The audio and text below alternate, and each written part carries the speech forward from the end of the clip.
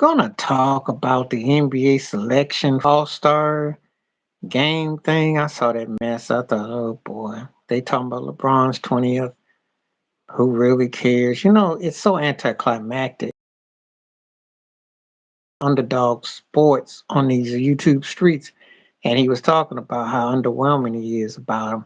And I've been underwhelmed for so long. I think the turn of the guard for me was when Michael Jordan was with the Wizards and Tracy McGrady threw that ball off the backboard. And if I said that was like the first time I watched an All-Star game, and it just felt like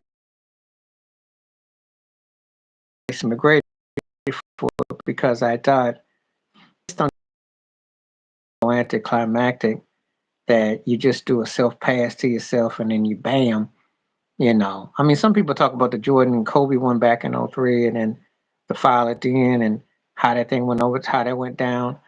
But to me, when T Mac did that smash off the backboard, that was like the turning point for me. And then the last 10 have been garbage because it's basically been playing like 21. And when Anthony Davis was looking like Wilt Chamberlain, that's why Darren Ham been out here calling him the second coming of Wilt Chamberlain because they start scoring like crazy.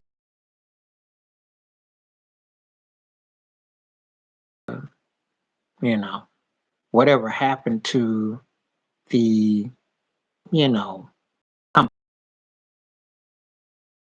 more than what it is now. Tyler Burton got nominated for the Pacers. I'm with that. But Damian Lillard, what's up to you? What's happening? Now let's get it going. I'm not really excited about the NBA All Star select. I mean, Giannis belongs, of course. Jokic belongs top tier. But I mean, I'm glad it's back to East to West, but it's been such a joke that it's hard to take it serious.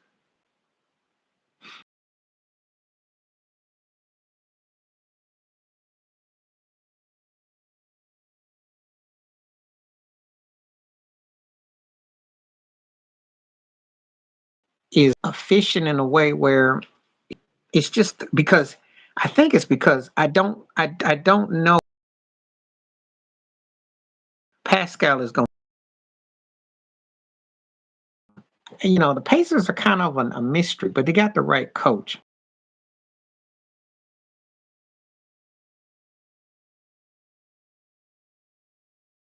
I don't know how good they really are. So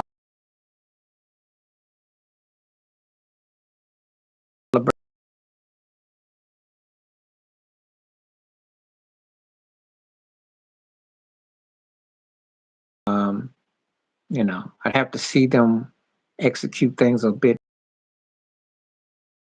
yay or nay. Because to me,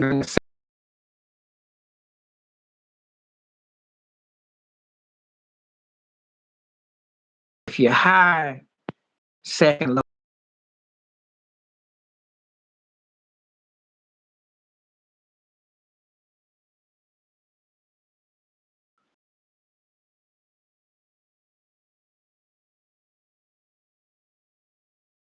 any knock, I don't know if they could,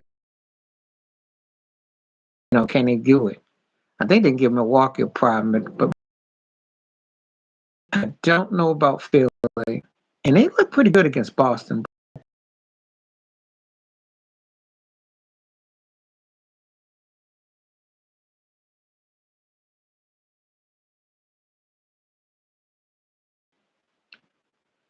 But they definitely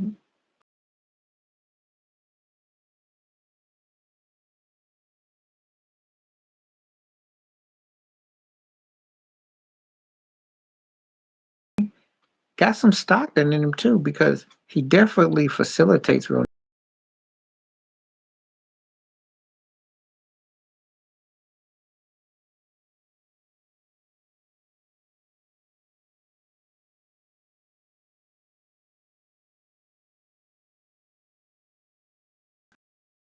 That there isn't a Paul George, Reggie Miller on the wing though with that type of team.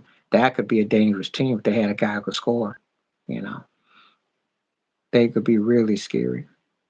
So anyway, really, like I said before,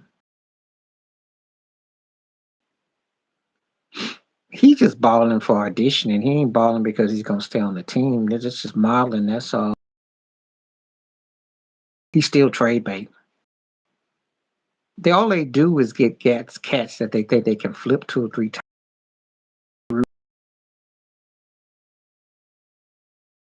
Funny time.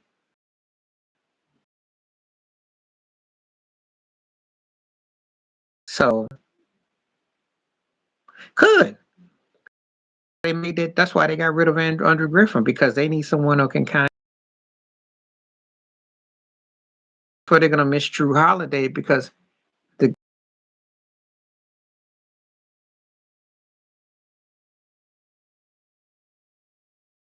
threes, but this guy can drive and penetrate and set up and expose you.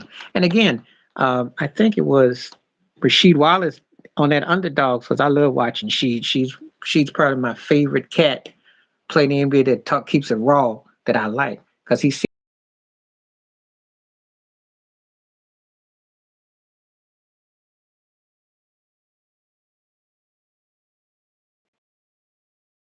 a dude that could be a.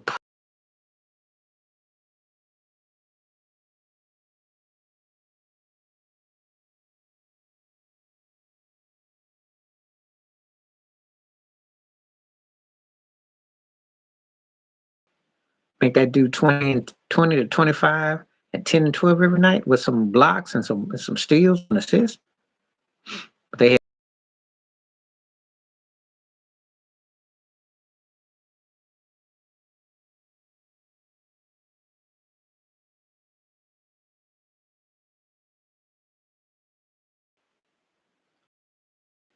watch him. She's one of my favorites, man. He's probably my favorite dude that I watch who's associated with the turn it down. She doesn't tap dance like that. So no. That's why I mess with she, you know. So that's why I mess with she. She's one of my cats. Yeah, he wasn't gonna sit around and dance for the NBA's shenanigans. Yeah, if you ever watch the Underdog, he'd be keeping it 100. He talks about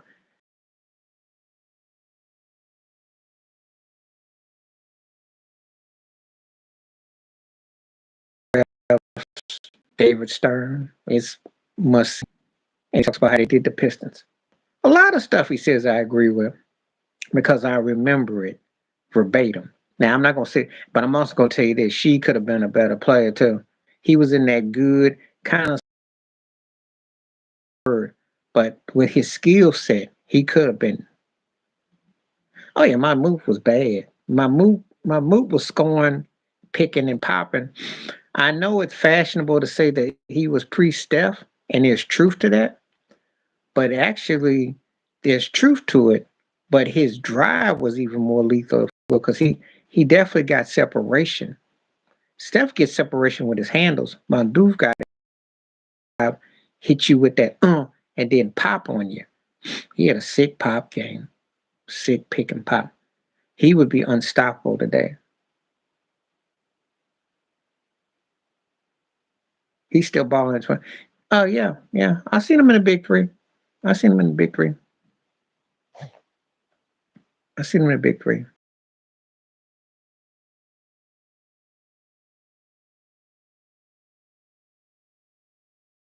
With the NBA's racism.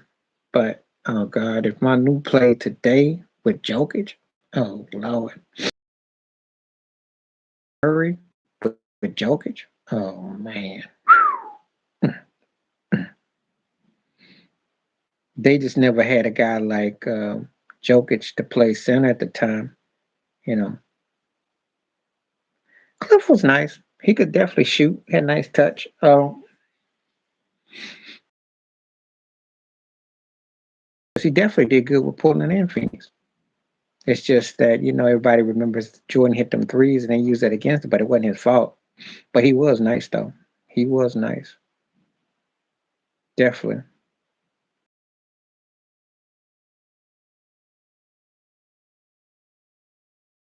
And also, you got teams that what I call settling.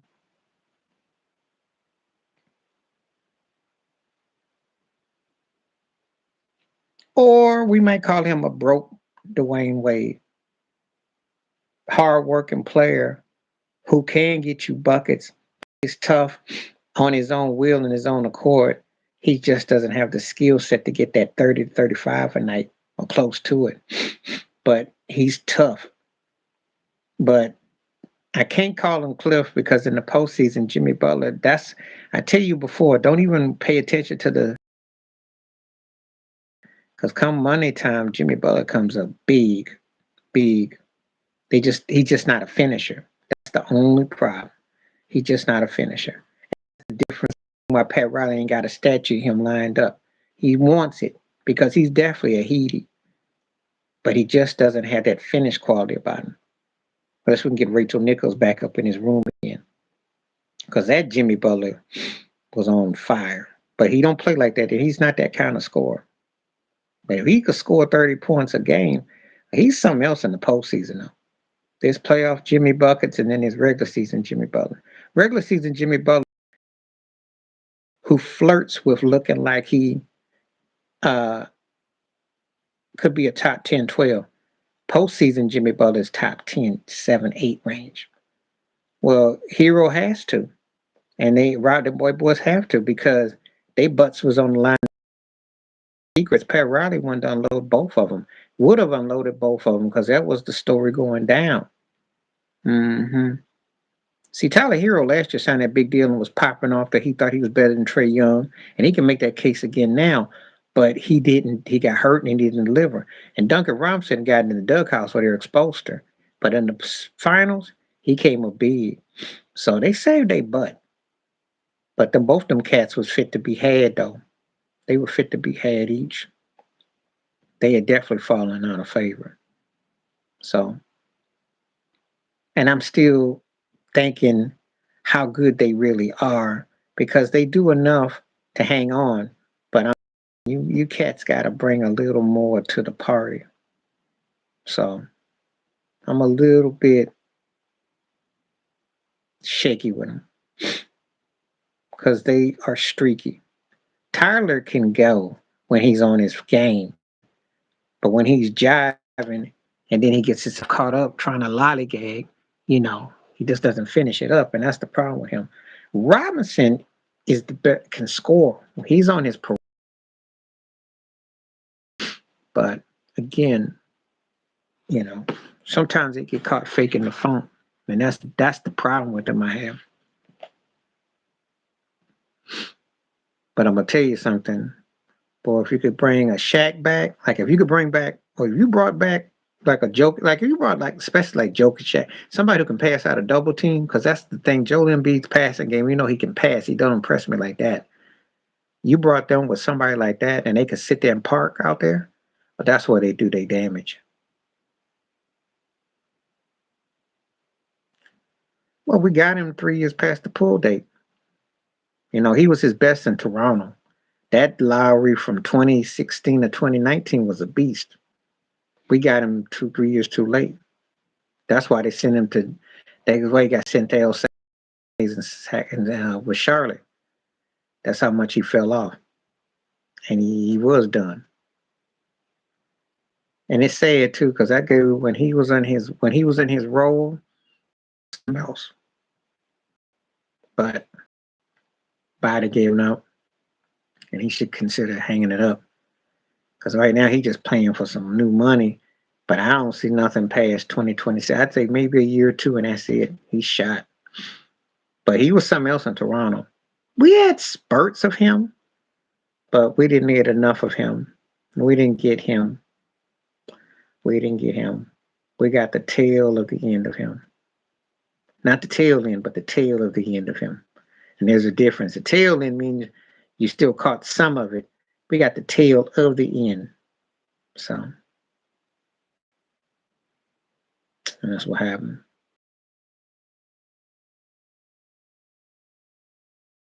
He had the fight and the spirit that DeRozan never had in Toronto.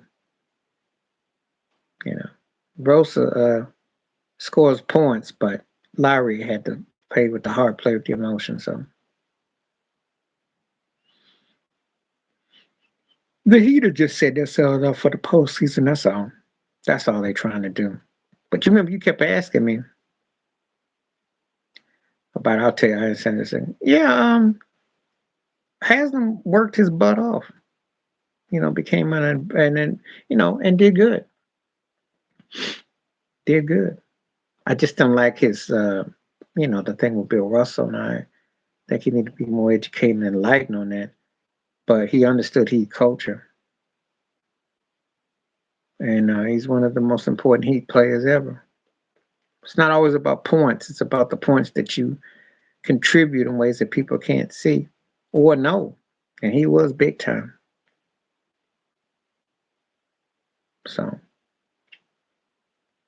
I respect Haslam. That just goes to show you that every team has one if you just work, because it's not always about lighting up the scoreboard. It's about the little things that you do in the community and beyond, and for your teammates.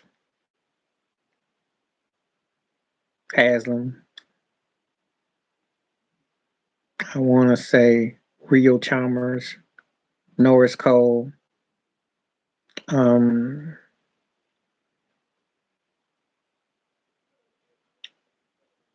Mark Miller, Gary Payton was a good role player for the Heat too. He came up big as a role player. Um, yeah, Shane Battier was big time. Yeah, Shane fit like a glove. All the cast that you could think, even Joe Anthony had a moment. They were good for the Heat culture off the bench and doing things. They fit their role. But I'm not gonna say Greg Oden, so don't wait for that one. Kevin Love done pretty good. The little things. Again, it's the little things. Those passes he made last year. Hit some big passes.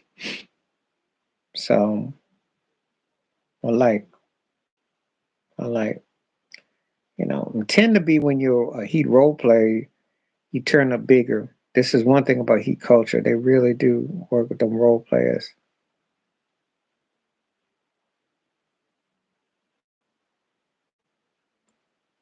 I'm not gonna say Caleb. He had a moment, but can't really say that. I'd be more inclined to say PJ Brown. I can't really say Caleb though. Not a, had moments,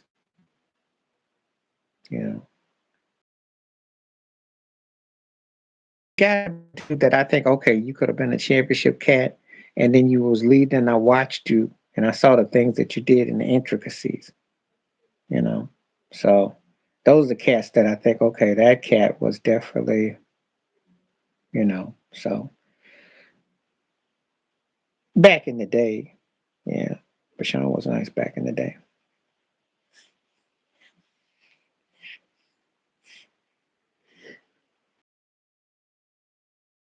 Excuse me. So that's kind of like how I look at it, though. I still remember Sean Lennon.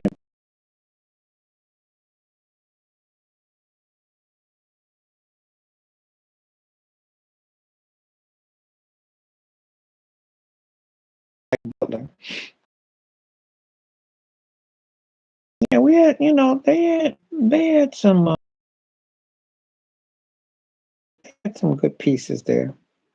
Mm.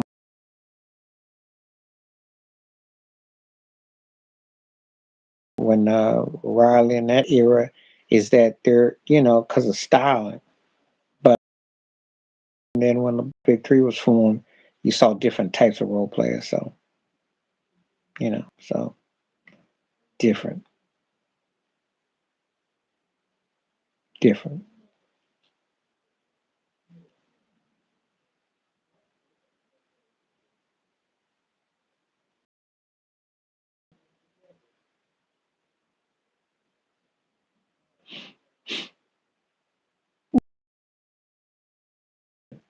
He was more going to be more of a coach type of thing, which he was. You know, he played pretty good with Washington. Okay in Denver. It was a journeyman big.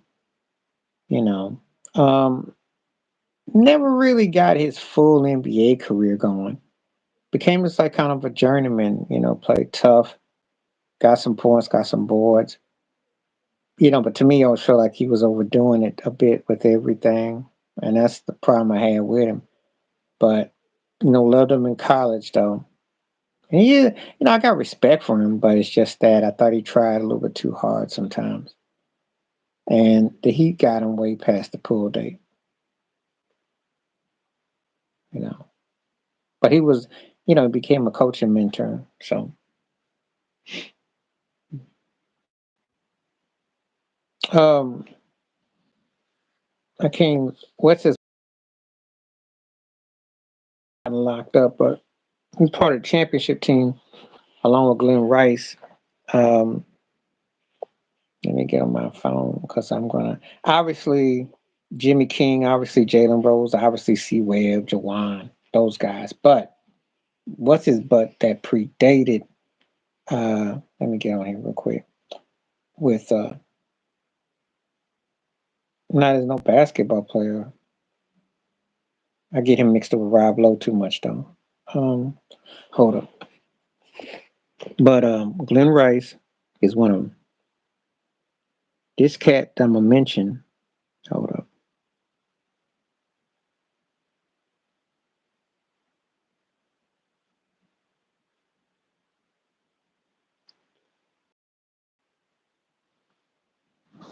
I'll get it for you. Ramiro Robinson. Ramiro was bad. Him and Glenn Rice. Terry Mills wasn't bad either, but Ramiro. So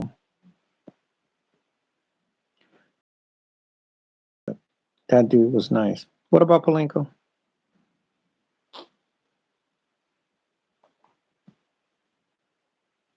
What you gonna ask me about old Robbie?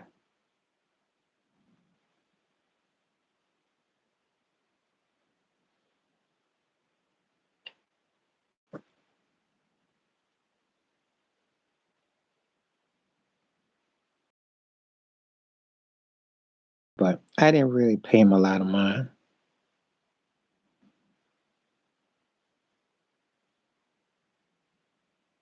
And yeah, but he wasn't like he's one of those guys that he was decent, but he wasn't one of the guys that when I thought about the Fab Five, he wasn't one of the guys that I sat around and thought about. Just being honest. Can I be honest about that? He was decent, but it's kind of like obscure because it's like I vaguely remember watching him with us, if you know what I mean.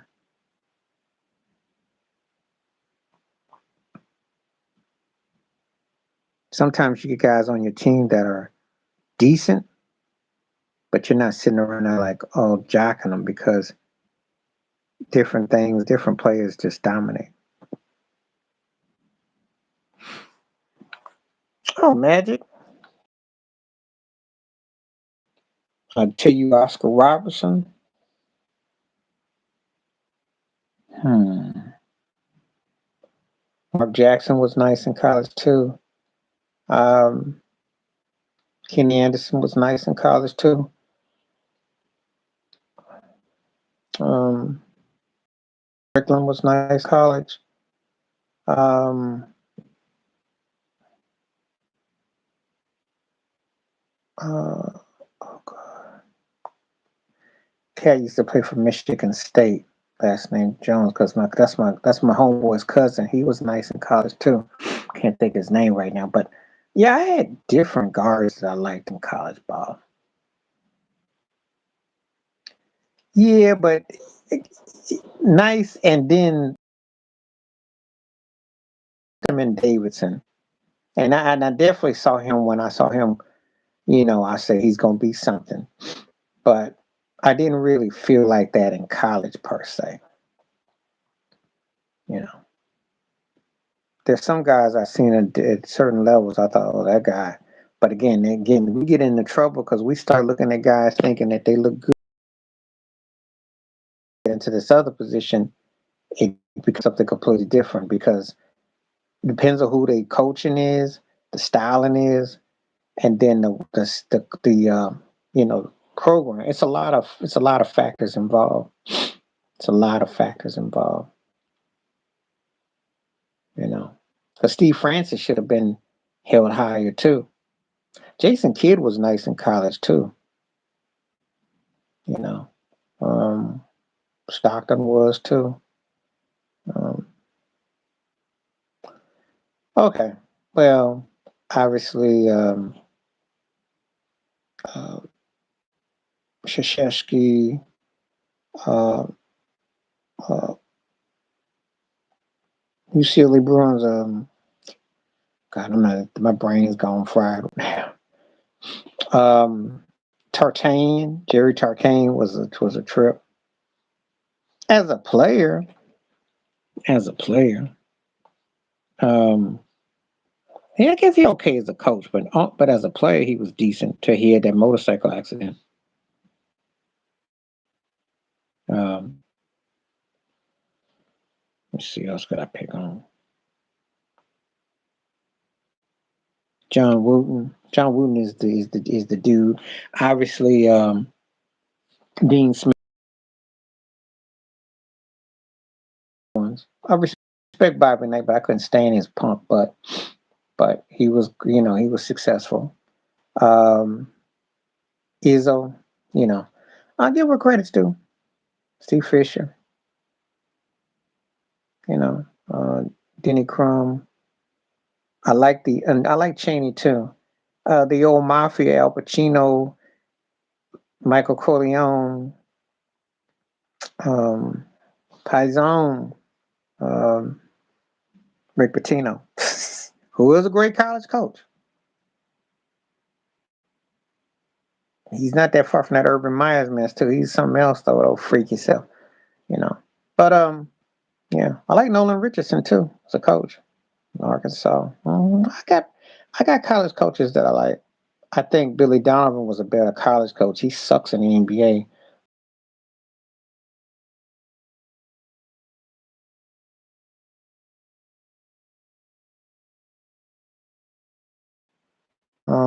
John Thompson, hello, John Thompson, one of my favorite college coaches ever. There we go.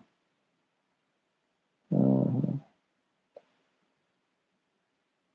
Mr. Getting his neck choked out, PJ Carlissimo, college coach too. So, hmm Guy Lewis.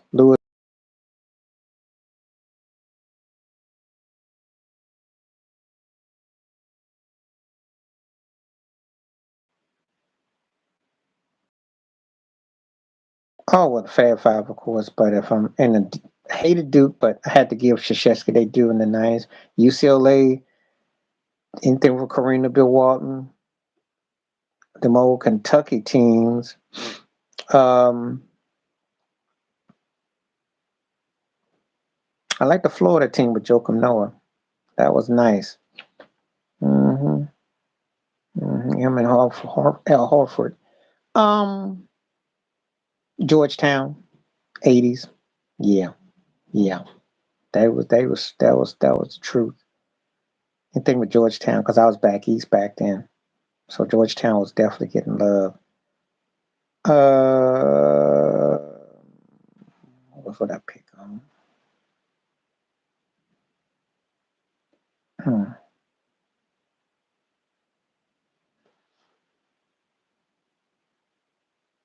I mean, Tar Heels were big back in the early '80s. I mean, with all that, had to live in ACC. Yeah, UNLV. Yeah, yeah. UNLV was fun, and when they barbecue chicken Duke in '90, I was hyped. I hated Duke. Jerry Tarkanian, that was fun. Stacey Augman and and Greg Anthony, they were fun. They were fun. Those cats were fun. They were fun. That was some fun basketball. Too good of a time though.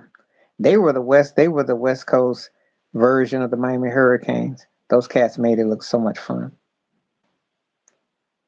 Yeah, because at that time, see, if they had Poker, he's the big fake, he's the fraud, because they could never get over. But he did, unfortunately. They spanked Michigan. I was sad, and you know, they beat them, and they beat the UNLV in '91. But that turned his whole legacy around, seen as a choker to becoming the most dominant coach of his particular era. But I was mad though. I couldn't stand Duke. I had to, couldn't hear the end of it. So yeah, I remember that like yesterday. UNLV was fun though. But see, when you ask me from the '60s to '70s, '80s to the early '90s, till Kevin went to the NBA because that's a turning point.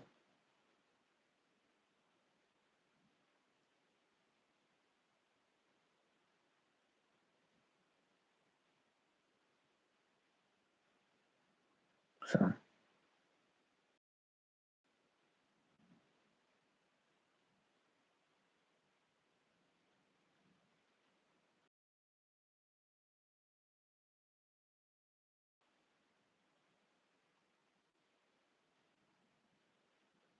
yeah,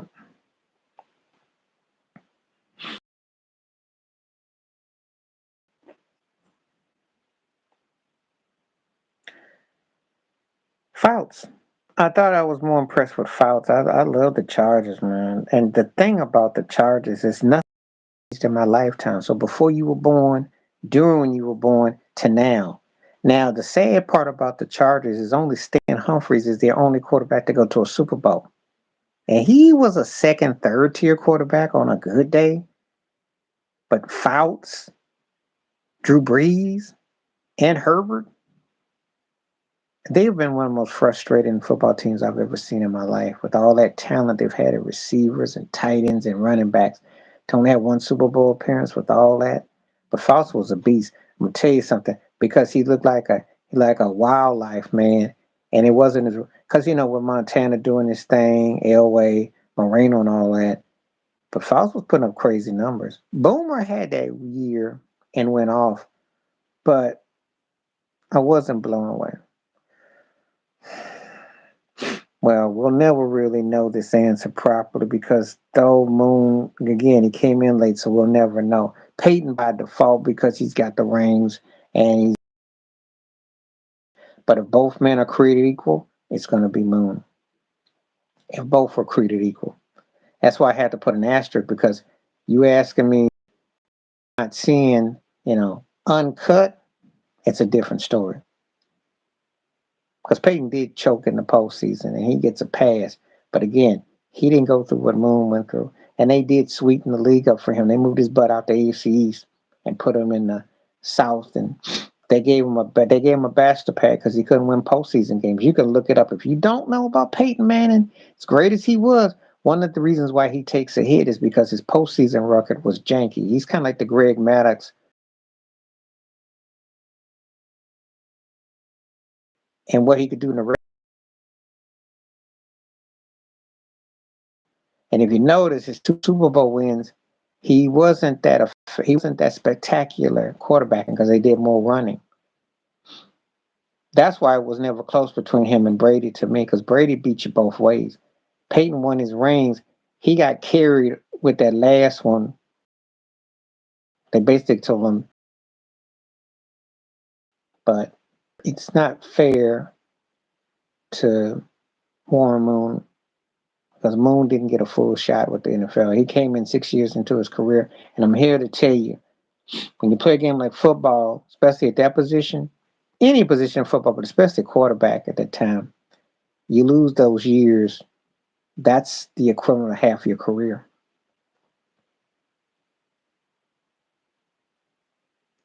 Well, the perv thing has been proven. Yeah, he's a good old boy from Tennessee, from the South. Um, you know, I mean, you know, he looks like an Oscar Mayer winger what he is, so I wouldn't, I mean, he's a funny cat. I've always been kind of funny with him, you know, But I will give him his credit as a quarterback. I wasn't the biggest fan of his, but I will give him his credit. He's the first guy I seen that played off the defense, that whole Omaha thing. And for a guy who wasn't the most mobilest or nimblest, he had a quick release, he had accuracy, he had pinpoint direction, and he could pretty much read your cadence. So he was like a scientist on the spot. So he made up for his deficiencies as far as his talent in other ways. So he was a deadly combination. But everything else you're saying, I'm not arguing with either. He did. He strategized. But what he did is that he said, stop trying to be a slinger. He said, you got to slow this game down. That's how he won those Super Bowls against Chicago, and how he won the Super Bowls against um,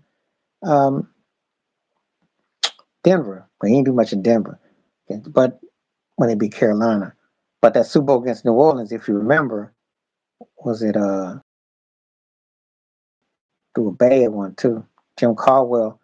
And they did enough to get by, but again,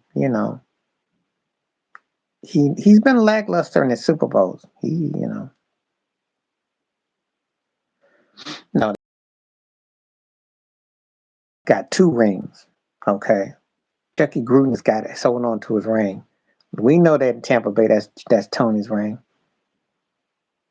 Chucky did okay with the Raiders, okay, but he's not the half the coach Dungy is. Not the half. And before people mania of all this, I told you before, you gotta have the right coach who understands ego, to coach ego to win. When you don't have it, everybody can't coach ego. Coach Dungy was able to do that. No, they don't want to give him his.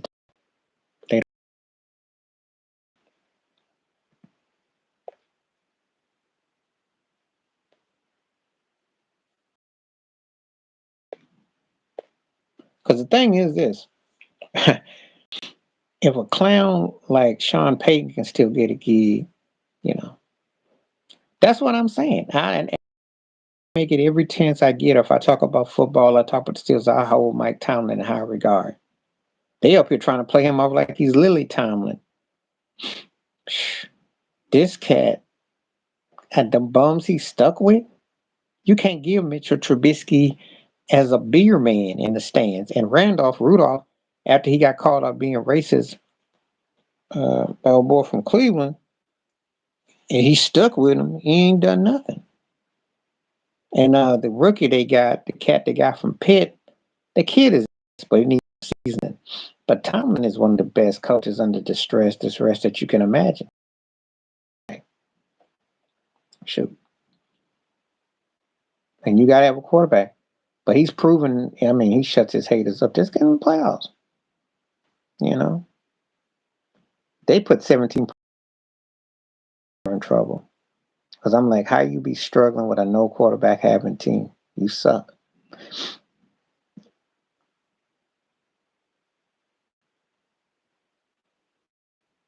Yeah. Okay, he got the head coaching job.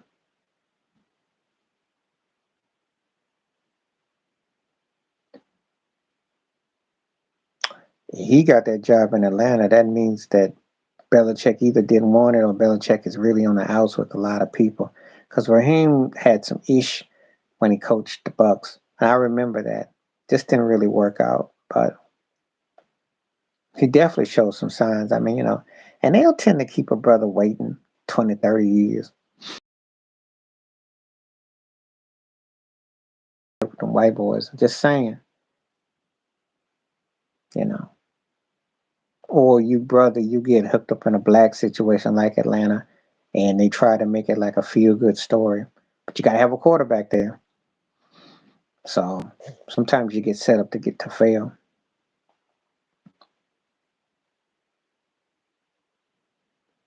Gotta be careful with the job you take too. But you gotta take the job, but you gotta be careful at the same time, if you know what I mean.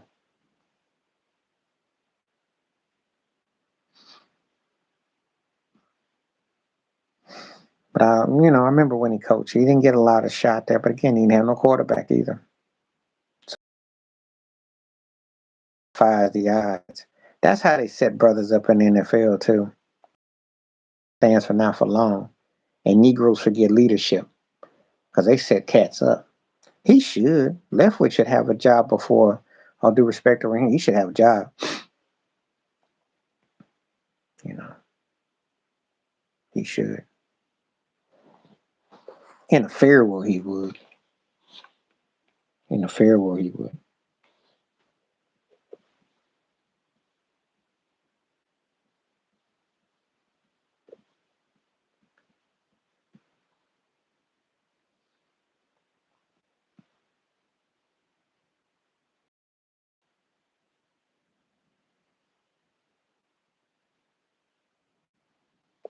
Eric Bieniemy, yeah, Bieniemy. I don't know who he be ticking off, but Eric Bieniemy and Leftwich should be front two candidates. But see, the NFL is so racist, giving cats gigs. Those cats should both be filling a job slot. I mean, they won rings, they won with top level, but y'all just reading the Belichick's a long shot. I think they trying to send him a message. Mm-hmm.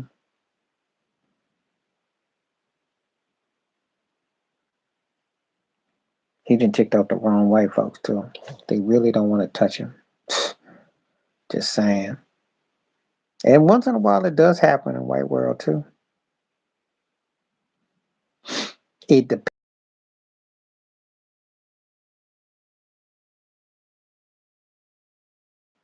They're not going to be a 10-win team, but they at least have to be a legit 7 or 8-win team. If they stink it up like they did this past year, yeah, his lease won't be long.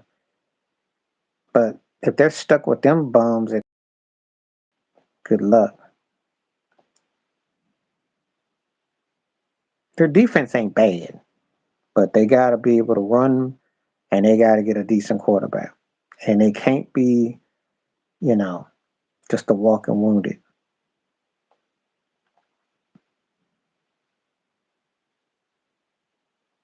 I hope Mayo hits in New England because I know they don't hire. They're not going to be going through brothers too quick.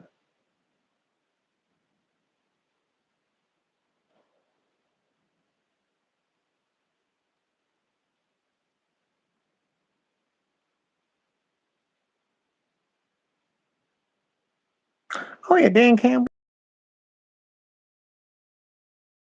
He definitely gets he makes a just sent to Detroit pretty much to be like sent to El Salvador. Kind of like it was a one-sided thing with Stafford. It's almost like you'll never be heard from again. So the fact they're in the NFC Championship game says a lot. I'll do a video about that. I'm gonna go in more depth because Jared Goff, believe it or not, he's wangling himself. If he can win, he's got a chance to be in a second Super Bowl, and no one saw this coming. So the right coach who believes in you, and with a feisty young team, um, you know, he's definitely got them going in the right direction. And they got the mindset we got nothing to lose and we're ready to put it on the line. So it's not going to be an easy game. But if Frisco beats that butt up, then Frisco's winning the Super Bowl. Because I think Detroit is going to be a very feisty team. So if they make short work of them, then Detroit looks kind of fraudulent. Detroit has done enough to get by, though. I'm going to be honest with you. They won, but they could have lost to the Rams. And if Baker Mayfield was corny, they could have lost that too. But they definitely fight. Yeah, I remember. I remember when they were 116. And it wasn't that long ago because you got to remember something. They don't win, but every, 15 to 35 years. So, but they're going to be a formidable force.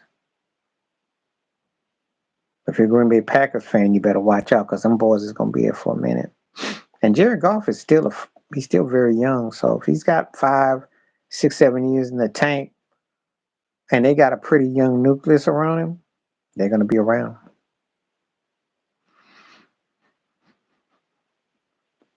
Not trying to rain on your fan, but that's what you got to deal with them.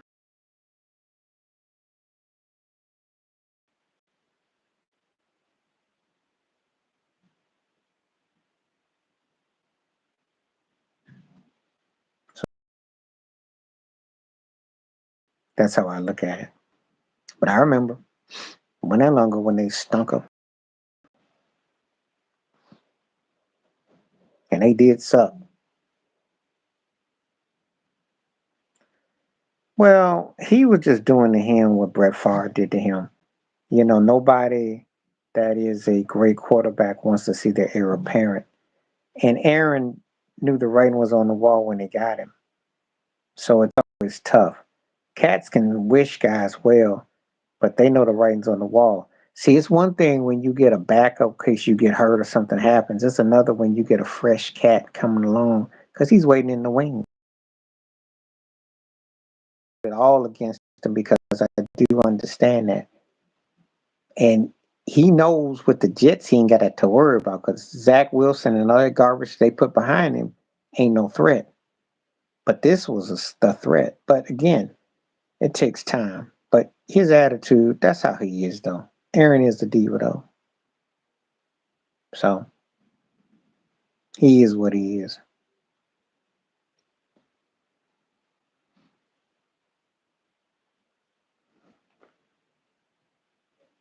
So that's kind of how I look at it, though. And I understand it. On the one hand, he should have helped him, but on the other hand, I get why he didn't. Yeah, and I told you before to sit back and be gonna be okay. You know, LaFleur is the one that's pressure, not Jordan Love. LaFleur's got the one that got to prove that he wasn't just riding over 13 win seasons because he was having y'all looking like the Cowboys, except y'all actually won a playoff series or something. But Jordan Love just needed some seasoning.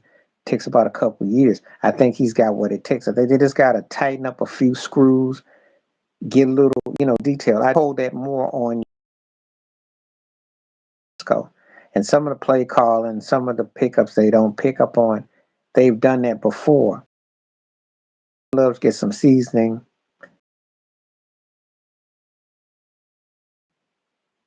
So,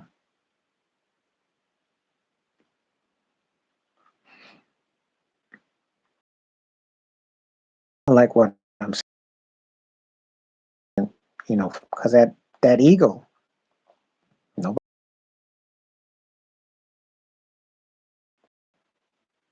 mm-mm.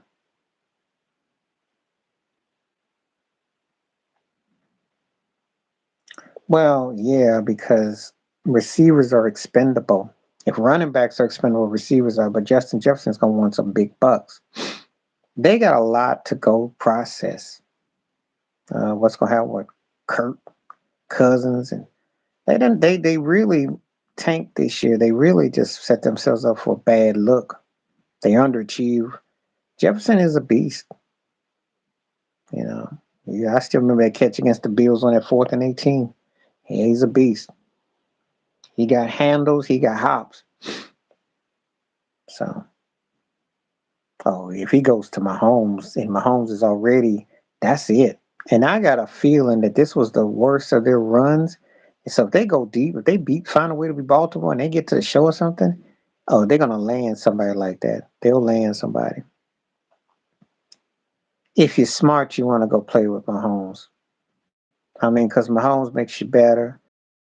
And by any means, you'd be hard pressed not to want to go play with him.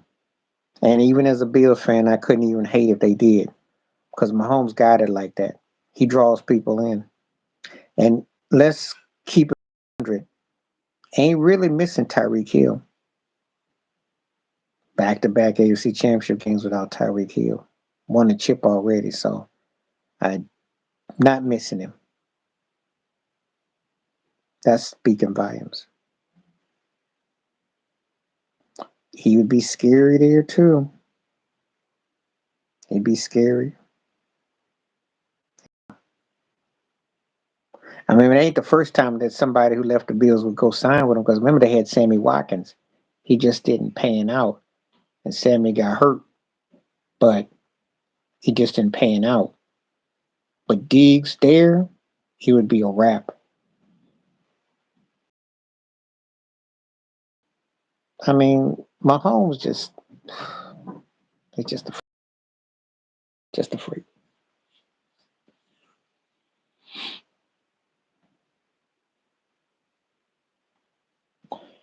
he's done with the Bills, man. You can call them names. I can't argue with you.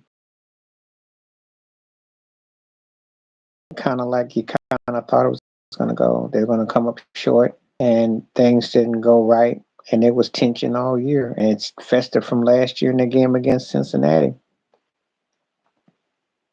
Just didn't go right. I don't really have a problem if cats don't talk to the media because what they're going to ask him. You've been through here before. I mean, does it look any different except that you're at home and you lose to the same team 3 out of 4 years? So, you know. But his brother already came out and said, get up out of Below. So I would imagine he's going to bounce too because everyone's talking about Dak's situation, but people forgot about Diggs and his brother's speed. So you never know. Wild situation would be Diggs and Dak going to Atlanta, but you ain't heard me say it too loud. Be somewhere that you didn't see coming that would align him with somebody. So, but I really ain't got no problem with him not saying nothing to the media. I wish Josh Allen hadn't said nothing.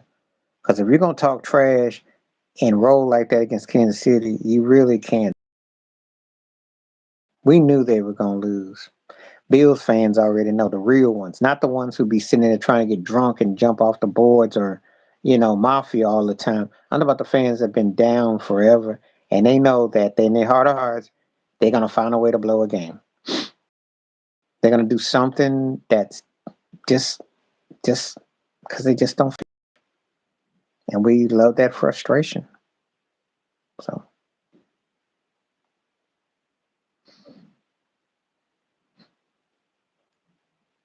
Excuse me. So. Well, yeah, for 5 years. When you lost to Jacksonville and Nate Perriman came in, which was a joke because Nate Perriman ain't got no business quarterbacking nowhere. You say, okay, he's got promise. And I remember Barkley battling, and at first looked like Matt Barkley, but Matt Barkley sucked. Got him up out of there. Josh was throwing the ball too far and too wide. He was emulating Jake Plummer and Ben Roethlisberger, throwing deep passes and missing guys by 20 yards. He'd overthrow and do it. Then he get into his turn getting stripped and throwing bad picks. So we forgave him with that first. Houston one, he blew it. Okay, you were young. Deshaun Watson found a way to win. Okay, we kind of got over that. Kansas City AFC Championship game gave us hope. So, okay, you'll be back again. You'll redeem yourself. That was the peak. That was the high. The 13-second game against Kansas City, they haven't been the same since because that game was probably the best of Josh Allen you're going to get. And he played out his mind now. When Flutie came back to the NFL after being away in Canada, he was a better overall player. But also the game had watered down enough where it allowed him to come back. He just didn't have the deep arms thing that Josh got, but he definitely knew how to get, do the dink and dunks and get people involved. And it's what Josh Allen doesn't have. Physically, Josh Allen is Jim Kelly 2.0 and better. You have to always hear people talk about, well, so-and-so is better. Better than what? You are a more talent. The talent is there, but you're not better. So Flutie would do better. Flutie would. Because he did pinpoint. He shortened up the field. He made you have to respect him on the line. And sometimes Josh Allen tries to do too much. And that's the thing. And what good is if you're more talented than most, but your talent is only 1/8 of what you got on display? Rodgers or Favre?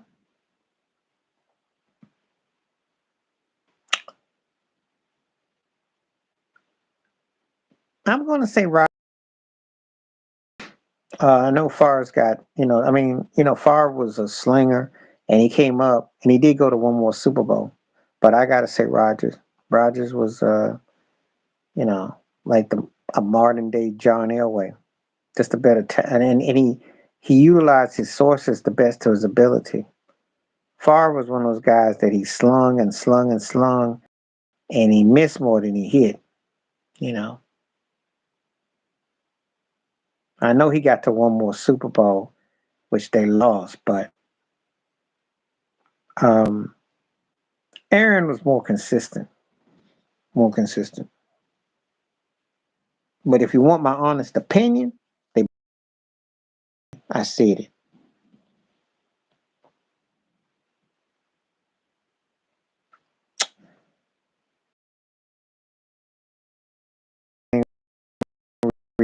Reason he didn't have the. I think Freeman is one,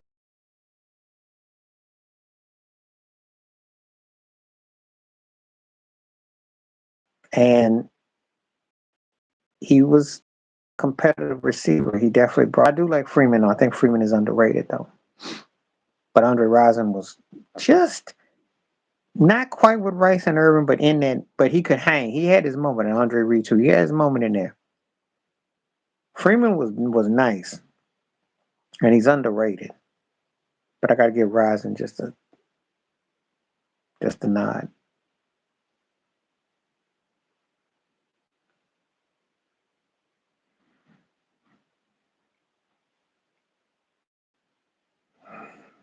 But I like them. Bruce Watt was bad. Don't get it twisted. And he sacks and dominance and stuff. But Bruce was, you know, if it wasn't for guys like Reggie White, you know, Bruce would be that dude because Bruce was that kind of level. See, there's guys who leave such a mark that you sit there. And Watt was bad, and he did his thing. But Bruce, I mean, it was like you're looking at a guy that is a top tier figure. You know, had we won a Super Bowl or two, they'd be holding Bruce even higher. You know, it's just that we don't without the winning ring. That's the only thing that work against him. JJ Watt nice though. Vaughn, I'll give you that. Changed the game. And that's what we were hoping to get when we got him. But like I said, we got him 3 years past the pull date. But that Von Miller with Denver, he did his thing with the Rams too. But that one in Denver, coming off that circle, why you think Gronk had to play on the line? They had to get the right side protected because he was giving Brady back breakers. Von, that's why he's MVP. He won that Super Bowl. I don't care, and I like Cam Newton. I do watch his 4th and 1 on these YouTube streets, but he didn't want to go in there for that ball with no Von Miller. He wasn't ready to mess with that bull. Mm-mm. Derrick Brooks was bad though too, and that's sad, Parker. Sometimes you ask me about another guy, and great, very talented and all that, but Vaughn was on another level. Vaughn was beasting.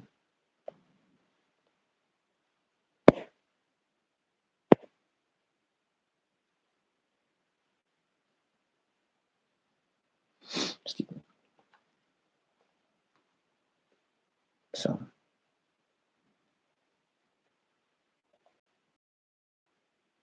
Vaughn, yeah, he was bad with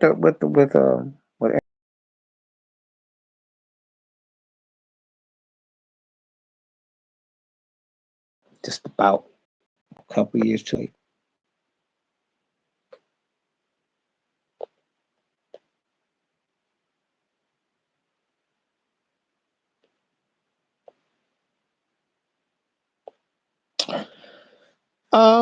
Paul Horning for back in the day because that was bad white boy. He was crazy. Bart Starr, Reggie White, Antonio Freeman, Aaron Rodgers, Brett Favre would be one of my favorites, and I tell you it all the time. Shannon's got the accolades and had a further career, but Sterling was a beast. Just didn't get to finish out at all. He was a beast. I like Keith Jackson too. Yeah, Randall Cobb was nice. Um, Aaron Jones is nice. Yeah. hmm Leroy Butler. hmm Your kicker too. I can't think his name. When Skip Bayless was crying about him a few years ago against Dallas, boy was bad too.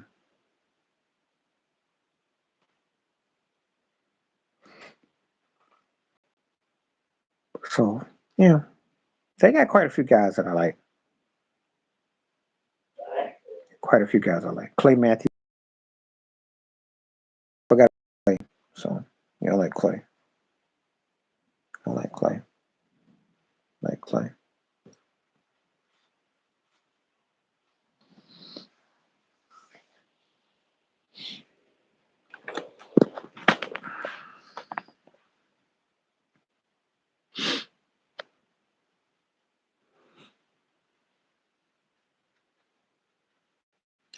I liked Armand Green. Yeah, he had some moments. He was nice. Yeah, he was nice. He was nice. I kind of almost forgot about him. But, I'm so busy all over the place. When we start talking about the Packers, I'm going back to the heyday, to the Mayday, and then later on. So I like Mike Holmgren as their coach, too. I didn't really feel Meathead and McCarthy, though. But I thought Holmgren was nice. And Vince Lombardi, of course. So,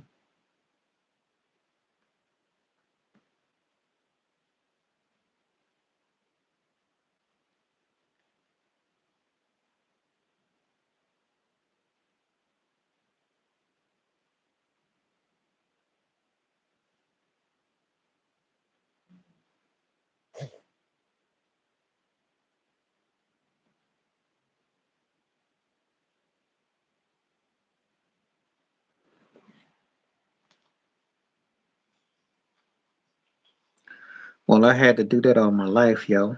Because I've had to look at a lot of them like that, you know.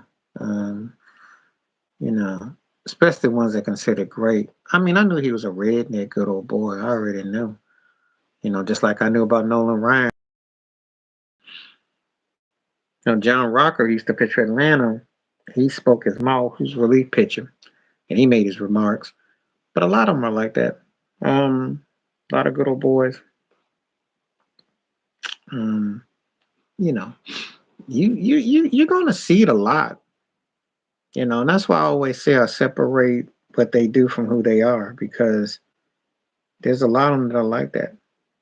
People like them, but they know they're not racially together. They know that how they really are.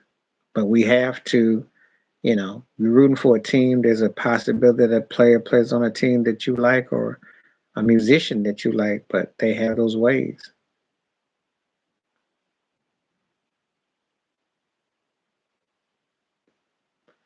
Well, the fact that Brett Favre's out here suing Shannon Sharp over what he did to Memphis,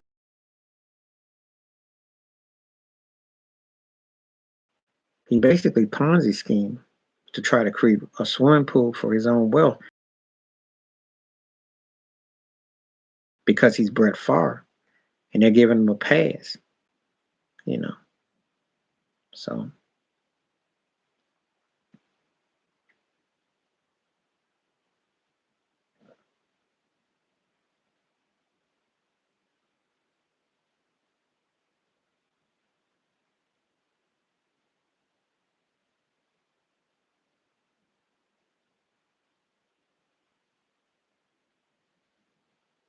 so there's a lot of them like that though.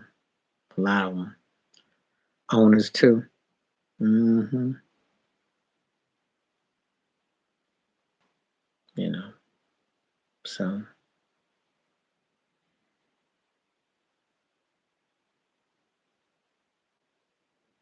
you see all these cats grinning bear.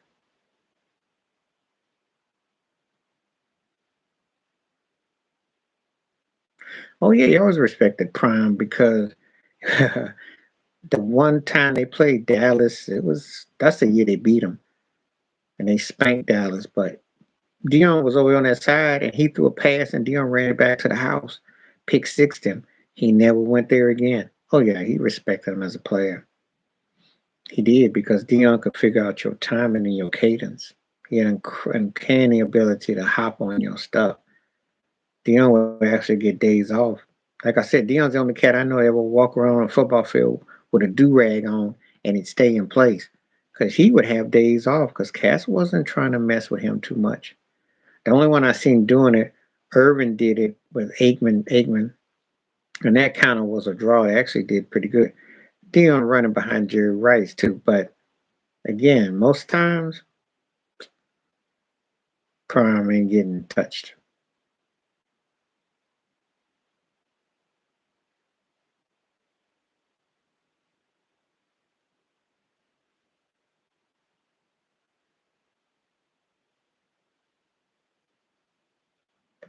Well, like I said before, far away,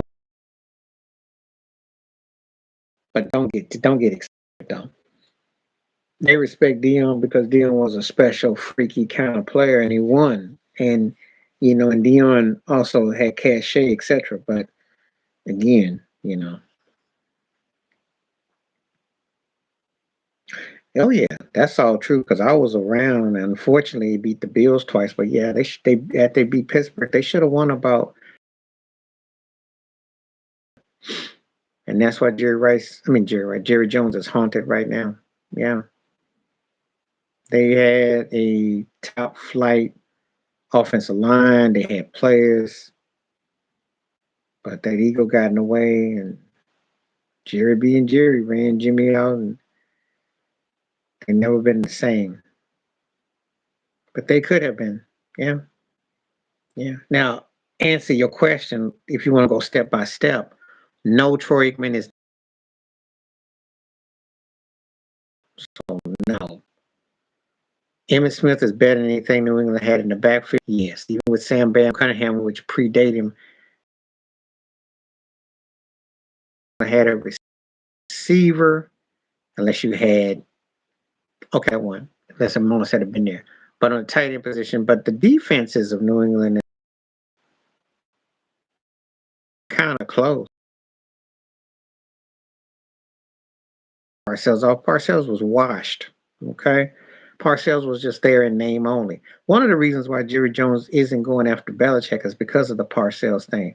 You don't get a guy who spent 10, 15 years past his peak and his payday. His time his stamp is clocked and checked.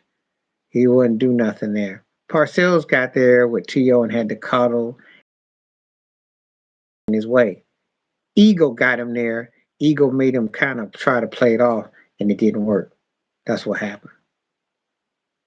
So,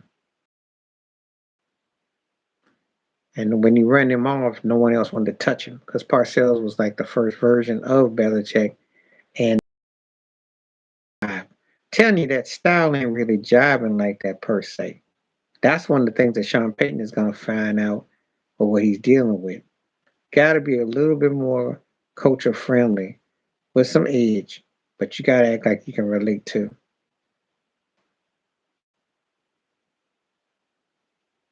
So, yeah. Yeah, yeah. I never been that big on Parcells, but I never been big on Parcells. Respect him as a coach. Like I said before, a lot of them coaches is racist. That's not no news flash because they haven't had to really. I'm gonna tell you the elephant in the room. You don't have black ownership. You don't have black general managers. You don't have a black um, uh, commissioner. You just not having black quarterbacks putting cats in position to lead. So, and I'm not justifying by no stretch. That's what they are. However, that's what happens with these situations. And they look at you like your field hands in the plantation. That's what they look at you as. That's why you get Mike Dicker walking around talking about he don't see no race and he likes the way Walter Payton those guys put the head down, didn't say nothing. That's why you get those white boys saying that stuff. You know.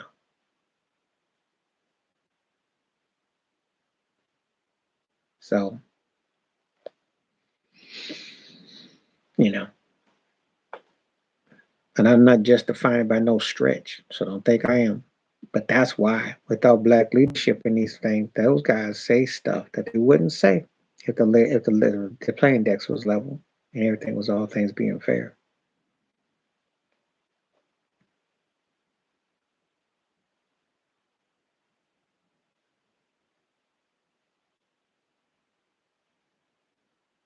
So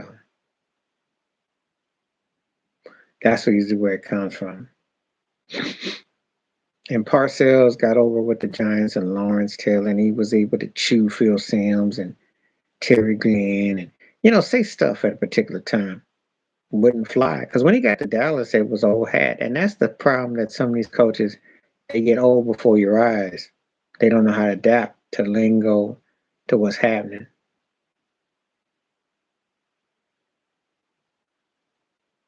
So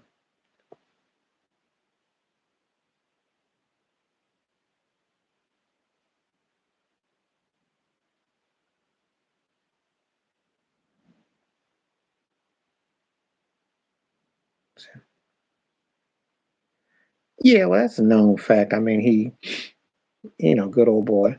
I told you, Rashard Mendenhall, who retired, their running back, he's over on Vlad TV. They talking about all that right now. They were doing that last week. But yeah, don't. And he reminds me of that Kavanaugh, the one that's Supreme Court justice, plays all conservative and all dignified and lace button. But yeah, he's a perv, and everybody knows about Big Ben.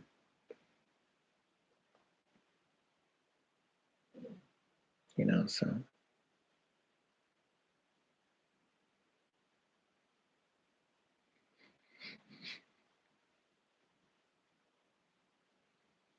yeah, yeah. We'll never know what Mike Tomlin had to go through for that, but again, um, that's how they look at it.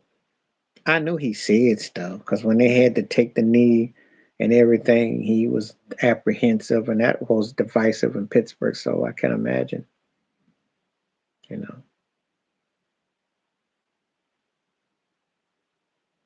he'll probably.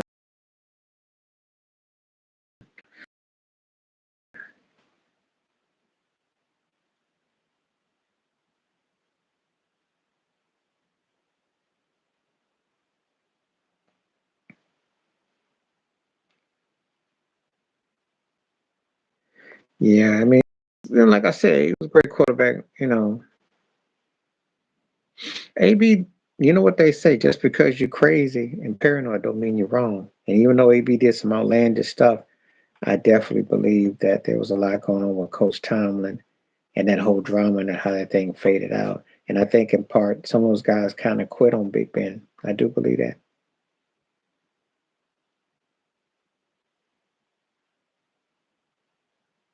He's the receiver, and I would expect him to be a diva. Certain offensive players, but he always did his job though. But you know, but there's a lot there with Big Ben.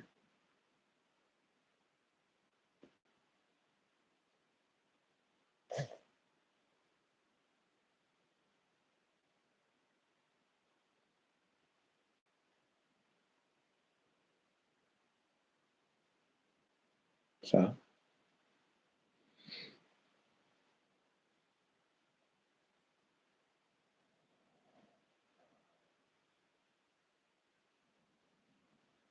he should be, but he definitely put himself in the doghouse with Tampa Bay.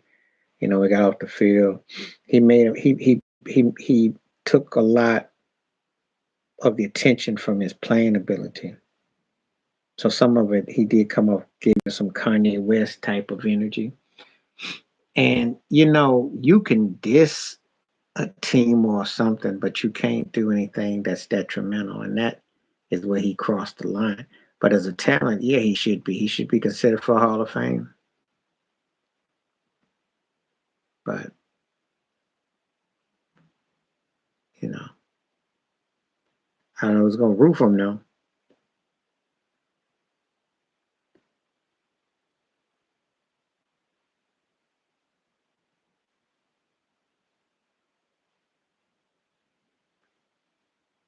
So yeah, he should still be in the NFL, no doubt. I'm not gonna say too black on that because I think stuff that he did, but I will say this: he ain't all crazy either. As a head coach, yeah, but he ain't gonna leave Pittsburgh. He ain't gonna leave Pittsburgh.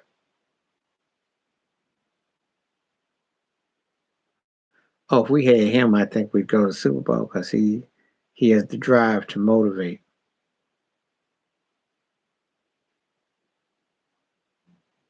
Well,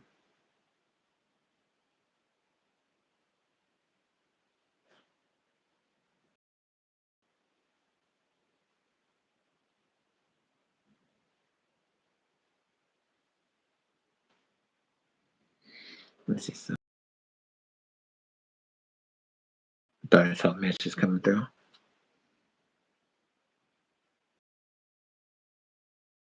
Have a choice because if he's not winning, he has no choice. And really, at this stage, he's getting long in the tooth. I mean, you're gonna have so many chances you be in the postseason if you don't get it going on. I don't think that don't really make no difference. I stand up a black manager. I still remember when Jim Barr, the pitcher for the San Francisco Giants 40 years ago, on the mound was getting pulled by Frank Robinson, and he tried to walk off by Frank Robinson before the guy came to the pound to take over from him, and Robinson grabbed him. It's on these YouTube streets. Um, it depends on what Josh Allen, again, it depends if they're getting the best out of him. He already ran him off. He already ran him off. Ain't no about to. He ran him off. I'm gonna tell you how I know because Diggs told it to his brother. And that whole episode on the sidelines against Cincinnati, which followed into this year. He wasn't a bum, but he wasn't elite. He was just a reckless dude who had potential to be great, to get to the very good slot. But then when he wasn't halfway, and a cat going for all the yards and touchdown passes he's thrown for, yes, one person did make a big flip for him. I wouldn't call him a bum. I just thought he was um, overrated. He need to get his talents. He need to get himself atoned for. Not a bum though. A bum is Mitchell Trubisky. Okay, a bum is everything Pittsburgh got. Bum is like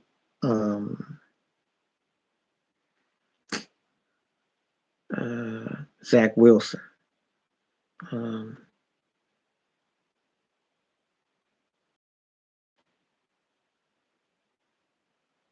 I think he was better than that. But he was on the overrated side, and without Diggs, I don't think he gets to the level he is now.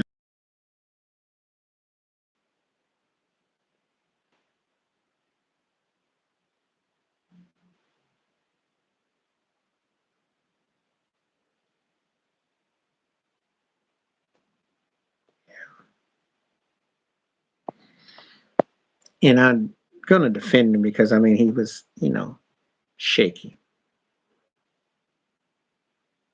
There are a lot of them, but the ones that I would pick on are blatant. You know, they're blatant.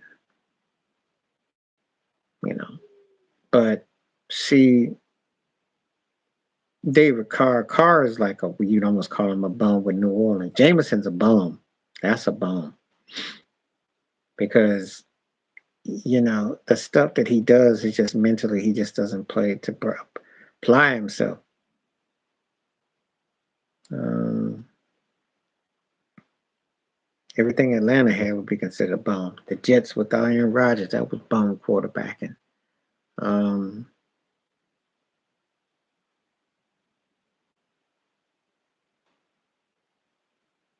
the Giants.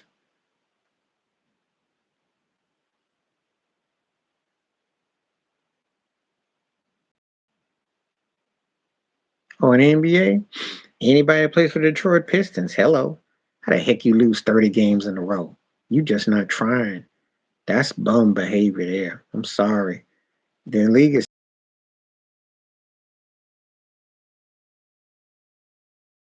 playing against the Harlem Globetrotters or Golden State when KD was there with Steph or Shaq and Kobe against you or LeBron, D. Wade, Bosh or Jordan's in the Pippen and the Bulls or Magic against the Lakers or Bird and the Celtics.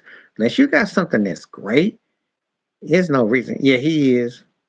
He is. But so is Kyle Kuzma. I like Kuz as a man. He's cool and he's funny. But them some bums. They suck. Draymond Green's a bum. Draymond's a bum. Um,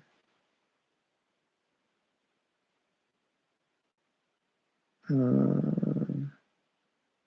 I'd rather name a team that I think's bums. I think Memphis is a bum team. Because even though John Morant is that guy and that good, how the heck are you so pathetic bad?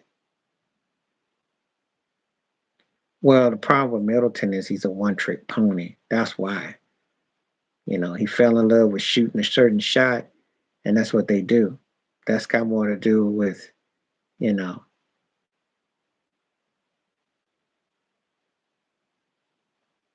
you know. So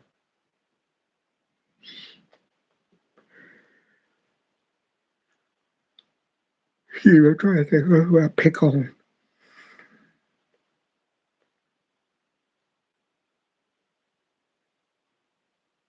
I think Zach Levine. Yeah, you could say about Andrew Wiggins. You could. He looked like he had promised 2 years ago, but that didn't gone out the window. So just a waste. Should have been a steal too, but just a waste. Just a waste.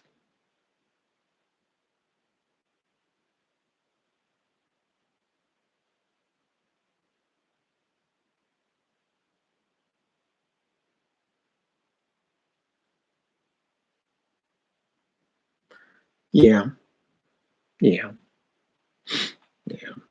I mean, yeah, you can name them. I can name players and I can name teams I consider. So you might consider Trey Young one. Yeah. Yeah, I don't get the Nurkic love at all.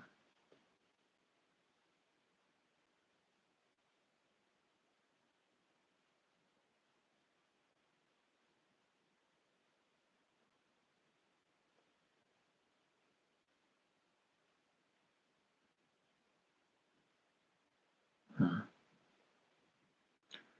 I don't really want to call him a bum now. He just washed. See, to me, a bum's a cat that just has something, but he just didn't work on his game, and we never got it out. I won't say it about Kyle Lowry. Just say he washed. He became an old man. When I call a cat a bum, it's just that he just is the one trick dimension, and ain't nothing else to his game. And you kind of wonder why he's starting, why he playing. Did he ever reach his full max? Kyle Lowry just got old. That's all. Them injuries took him out because he played with heart. He wasn't as talented as Wiggins, but he played with heart and emotion. Yeah, see, you mentioned cats that are really like you got almost Google to remember them, but they just take up space.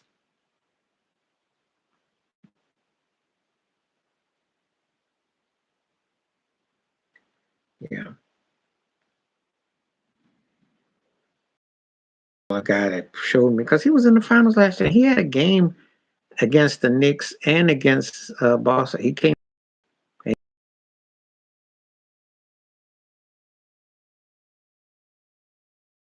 now. Well, I don't want to call him a bum. It's like Lowry.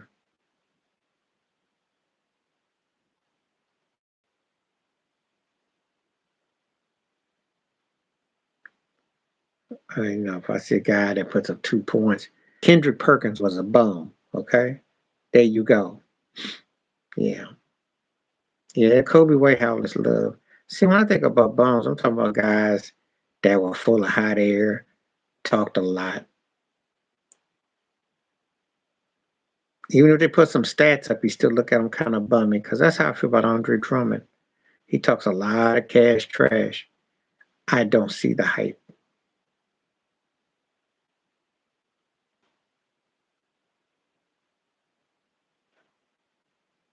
So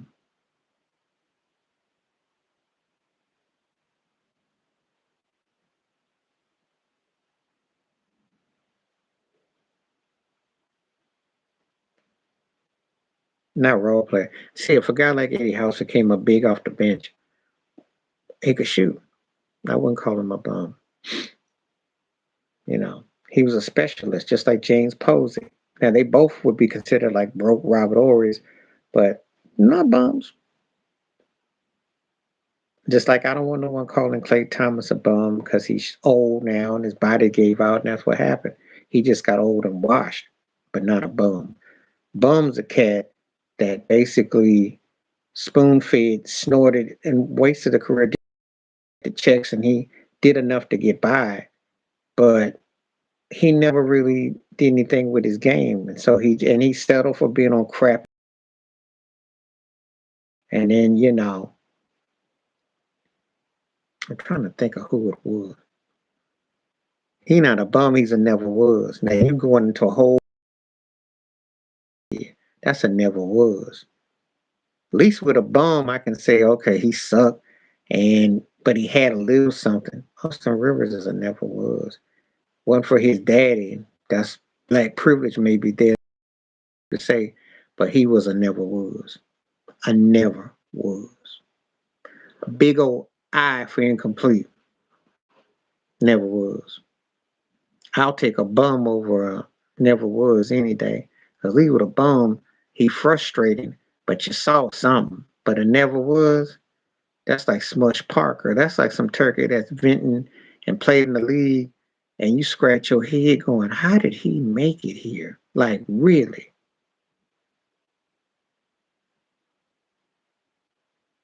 And there's a few never was. You just have to ask me. ML Carr was a role player, and he did scrimmage on the bench for the Celtics. So he did fit that role.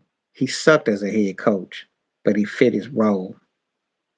And I didn't look at him. I didn't look at him as a bum because they were a different breed. That was a different era of basketball. Even like with Chris Ford, who you might not think a lot of, hit some shots.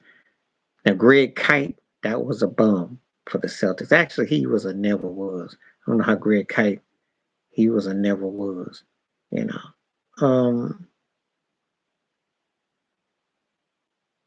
I kind of looked at Danny Ainge as a bum because I thought he just powdered and got over on that one trick pony.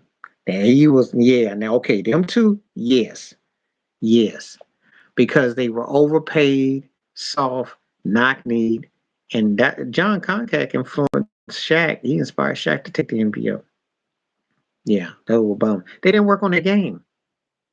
Ulster Tech had been just a little bit worth of something.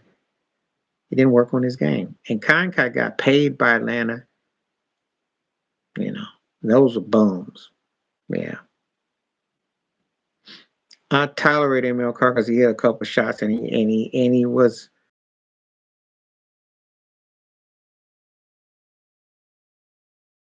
Concact.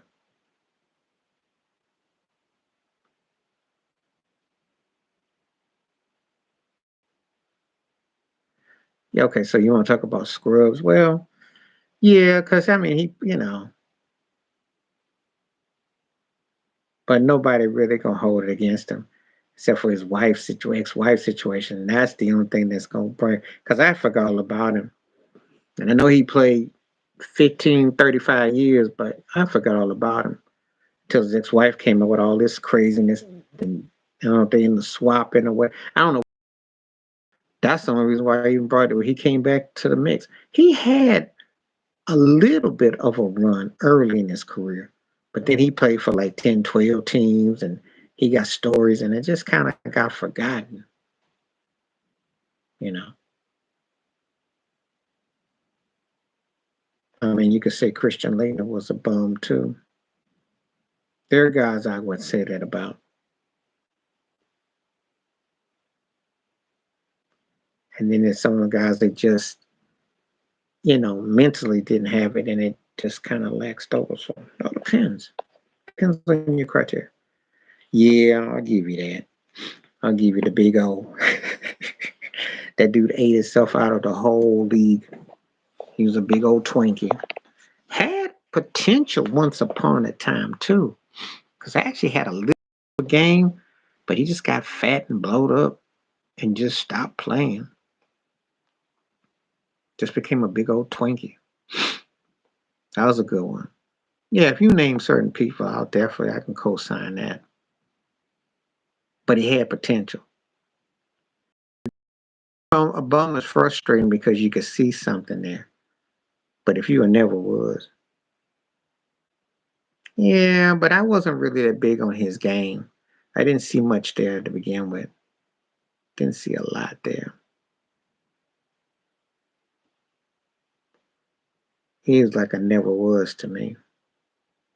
And I told you, I got more respect for bums than I do never was. Because at least with a bum, you frustrated because you saw a little something. He said that guy's a bum. He just don't want to do nothing. The never was, never was. So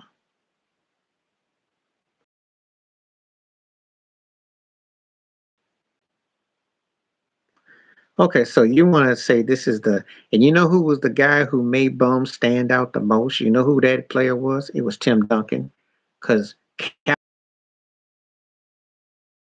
Duncan got paid, and after that, he sucked. And then Jerome James, who was called himself Bill Russell and the garbage man, got paid. He sucked. No, I said Tim Duncan had guys have games against him who were bums. I said Jerome James, look him up.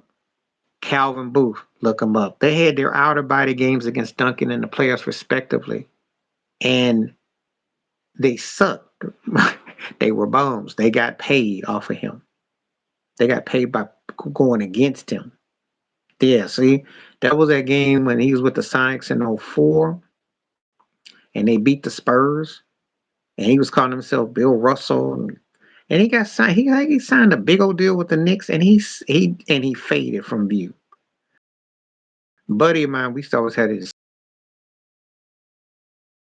would give some bum a big old game in the playoffs. Guy have his chest out like he was Popeye, and then he sucked because it happened when Calvin Booth did the same thing against Duncan. And that's the only thing I have. My only knock, Duncan is in my top five ever. But Duncan would give these bums a game and they would talk and pop their chest out and they suck. Those two come to mind, Jerome James and Calvin Booth. And I could make a case that his former teammate, Malik Rose, New York. I don't know what happened, Malik. So actually I can call it the Tim Duncan syndrome for guys who benefited off of him. Oh, Duncan's one of my five greatest players ever. I have Duncan in high regard.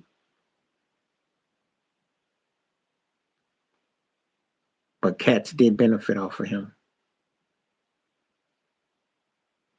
Yeah, he big, and his story is sad too. Yeah, I mean it was crazy. Just don't know how you just yeah.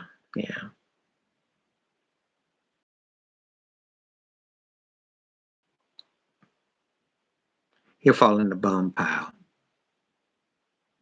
But I told you I got more. I hold bums a little bit more. I hold bums higher than I do never was. Remember that. If you want to know, he just frustrated. I can't call him a bum. He just isn't playing in the right system. I think coming with LeBron and AD and what Ham is doing, it's just not the right system. Because you can look good, but you can look bad with LeBron. He is with AD and another player, or see him in another. So I don't want to call him a bum just yet because it's tough playing. Okay, I will. I will. Shoot, let me write that down. Boom.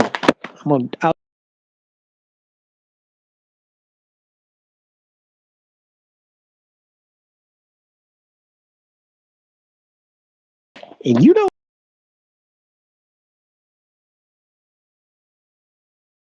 I'm gonna do that tomorrow. Let me write that down right now. Bones.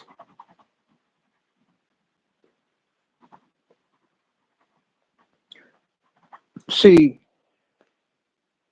um, like Baker Mayfield be like a bum, and Johnny Manziel was or never was. See how I did that? Yeah, there you go. hmm Um, it's kind of like what the Rams did to the Lions.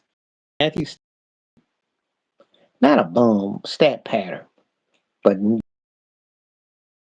see they do it, and when they do it right, they tend to do it like a joke.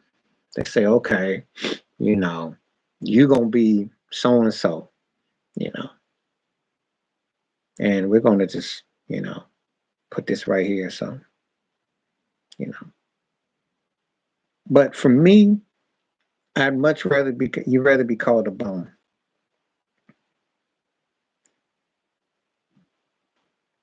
Or well, the reason why I said a bum is because he didn't fit with the Rams because actually his coach had him stand there like a wooden doll in a Super Bowl against New England. And he was streaky. Sometimes he looked good, sometimes he looked bad. And that does constitute bum behavior. That's what a bum definition is to me. You're streaky. It looks like you want to do it, and then there's other times you don't want to do it. I can't think of the cat who used to play for the Rockets, used to play for the Clippers, and you remember they came back against, um, oh God, I gotta look him up. He was a left-handed basketball player, and they came back from a three-run deficit. Anyway, he displayed bum behavior to me because it's like when he feels like, and when he don't, he won't. It'll come to me. I gotta look him up. But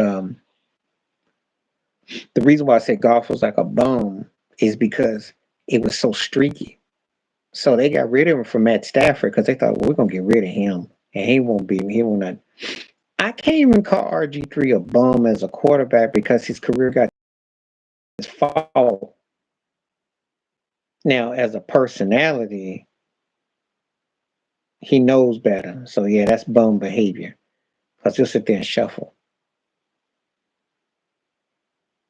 Yeah, he had some moments, but yeah, he kind of settled into something.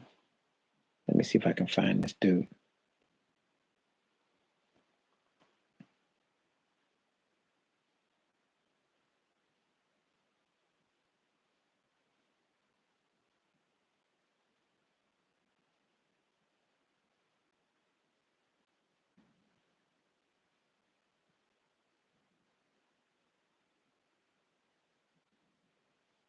Let's see if I can find this real quick.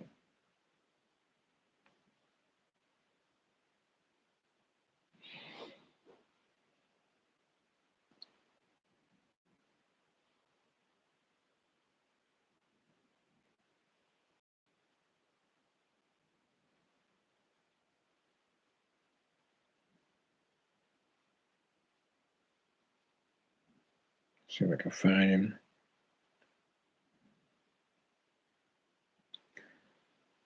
I want to find this one real quick so I can tell you who he was, because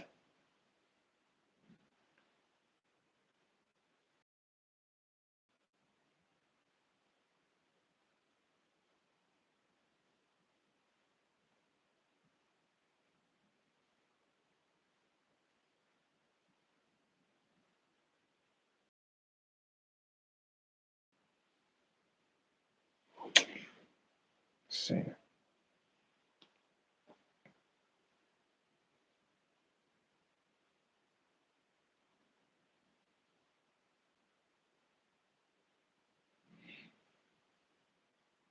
Let me see if I can find it.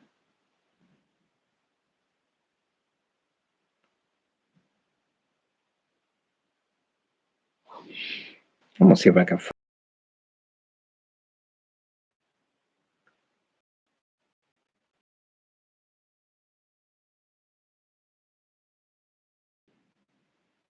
see if I can find him.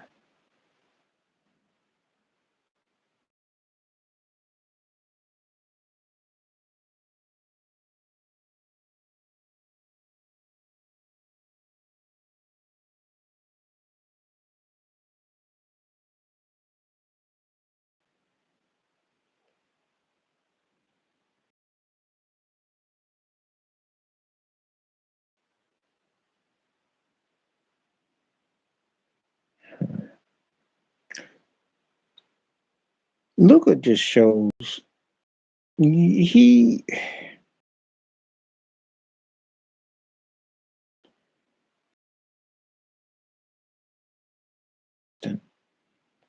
won't call him a bum, but he's just not consistent.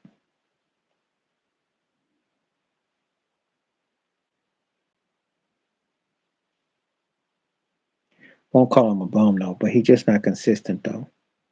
That's the biggest problem I have with him. Not a bum though, but he falls into the class of overrated. Overrated.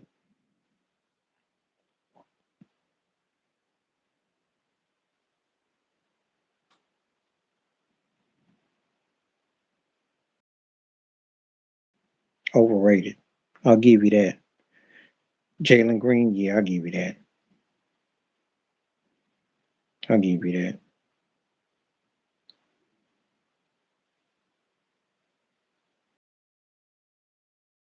And this cat who I'm looking for.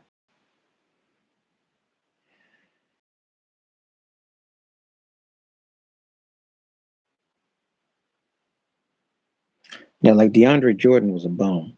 He had moments, but he just was so half-hearted. So that was a bum.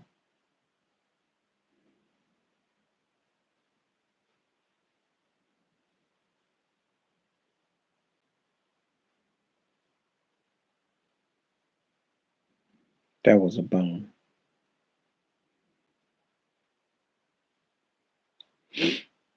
He was a never was. Will Purdue was a never was. I got to stop you there. The trade for Rodman was hilarious because it basically was a dude who was a never was. See, a bum is a guy who's actually had a moment where I can sit there and say, okay, he's when he wants to play. And I can't think of that dude's name. I don't know why I'm not coming. It'll come to me because that dude was a bum. He would have a moment and he would play what he wanted. But Will Purdue was a never was. You know, just some white dude who got hooked up, played with the was a good body, used the body. Yeah, he's got rank and what's that mean in English? No one ever talks about Will Purdue as one of the what 5,000 greatest ever. Would it be like 5,001? Come on now. He was a bum, but he was a never was. He's not a bum. He was a never was. He was a body who was at the right place at the right time. They used him as a three-headed horseman against Shaq, and he was in the right place. But he was a never was. I wish he was a bum because if he was a bum, I could at least say, hey, I could say he had something going for his career. I just I never felt his career. So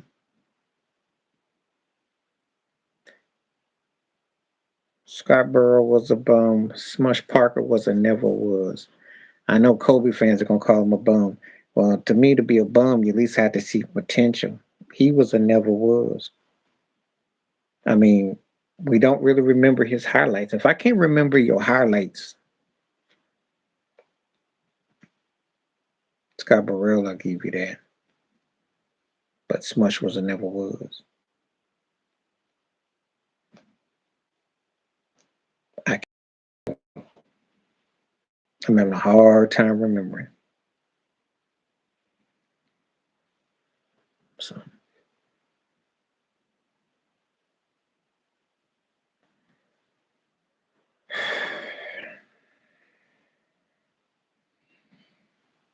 you know the reason you could say it, but there's one reason why you can't say it. The quarterback sucks. So uh, He's not a bum. He just doesn't get utilized properly by the Bills. He runs some good routes. He's dropped passes, but so does Diggs. So what's that say? If they have utilized offense, they don't. I can't really say any receivers are because it comes back to the quarterback and the coach. Now, obviously, if you ask me which team, okay, let me put it to you like this: the Patriots, okay, because their receivers and their course suck. But that's got to do with the quarterback and what's being called for plays. That's so horrible. Like for instance, New England won more games, twice more games than Carolina. But Bryce looked like to what New England was putting out there. So there you go. The Jets got bum receivers? No. Just got a sorry but excuse for quarterback. Giants as well. Washington. So I can't call a receiver a bum or think never work in the system they're implementing. Now, and it is a generalization like that because, yeah, and see the problem with that, but they're not looking like, but they looking okay, but they still in the AFC Championship game. See, so that's why you can't even say that about, you can't even use that logic. It's different in the NBA than NFL because bum talent don't get to AFC, don't get to championship, conference championships in the NBA. See how I did that? Whereas in NFL, if you got a great quarterback coaching, you can cover those miscues. And catch a couple balls, they would be hosting. They'd be hosting the championship, AFC Championship this weekend. Two more games. That's it. But all things considered, they still right where they usually are, and they won two playoff games. So how much is CJ Lamb is better than what Kansas City's got at receiver, right? Right? Playing the AFC Championship game.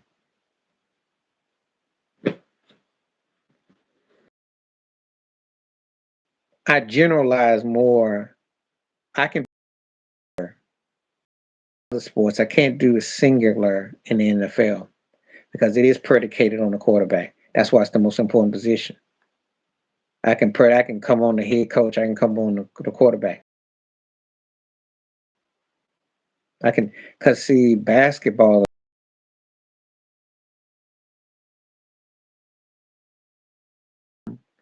is just kind of like he's there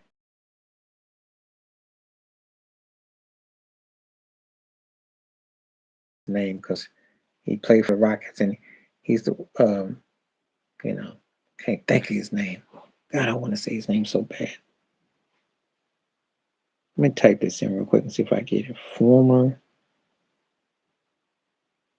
Clippers, yeah, Rockets.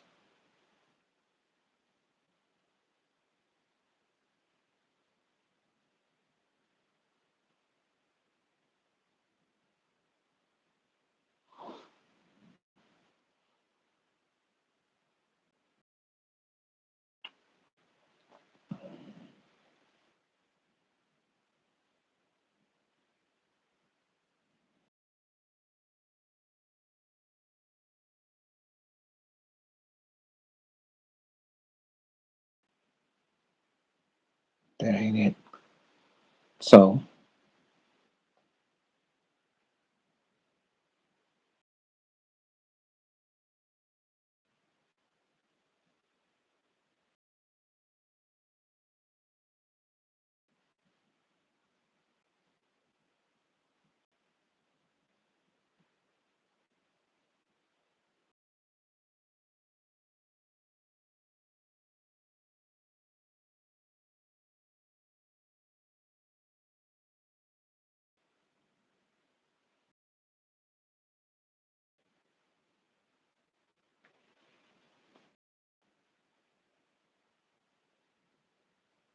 wasn't there?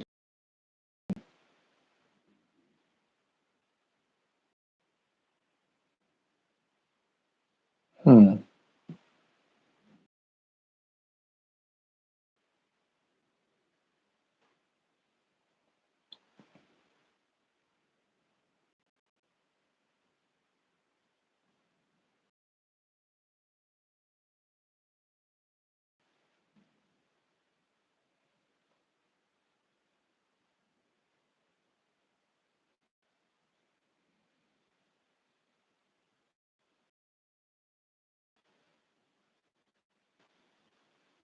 Josh Smith. That's who it was. That's who I was trying to think of. Josh Smith. And beat the Clippers when CP3 there was at 3.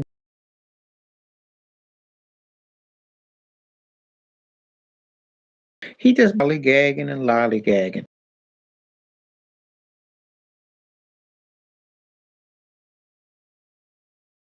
Bums are frustrating, and here he is. Josh Smith. I knew I was gonna get him. He was the one. Because he had them games where he could have been better than he was. That's bum behavior. Never was, you know. So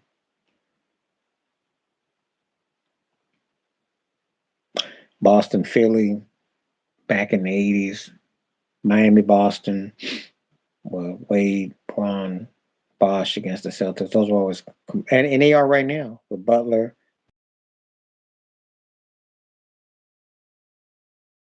really well. Western Conference, um, Lakers, Portland, Lakers, Spurs. Those were classic. So yeah, those come to mind. 80s and the nows. And Lakers, Sacramento, even though, yeah. Yeah, I'm afraid so, Ted. You pretty much nailed the king of the bums. That guy should have been he's somewhere between Karl Malone and Barkley. Yeah, and that's a waste. He had a scary first step, had a nice wicked shot in the corner. Bad in college. Just didn't keep it consistent. Yeah, that was the Lakers. It was.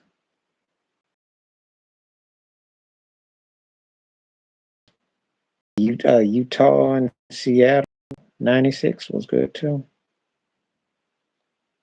There's some I'm not thinking of, but they'll come. Pistons and the Bulls was always, especially when the Pistons beat them, that was a real war. That was fun. But yeah, Derek Coleman, yeah, I'll give you that. Probably the top dog of it. Guys that should have been better than they were and they bummed and just didn't bring it. But Josh Smith was the one I was trying to tell you about. Back against the Clippers, and I even bet you cash money CP3 is probably looking at him like, you bum, you never did this for us. Because he was so half-hearted. And he had them games, he go crazy, and then them other games. Some people used his indiscretionary behavior with his cousin again, his personal business. Some do. Some thought he was Uncle Tom, black redneck, because he was a power player. Nobody named Malone that was successful in the NBA gets their love because they were too strong. Just saying, think about it. Now, Jeff Malone gets some love, but you got to be an NBA aficionado. Remember him when he played for Washington. But Moses Malone, Karl Malone, never got no love because they were too black, scary, or they were just not, it wasn't fan friendly. And they didn't use a lot of big words. So, but Carl was bad though. He just one of them country brothers, country bumpkin brother. That's all. They think he's a house because what he, but he's a brother. He's a brother.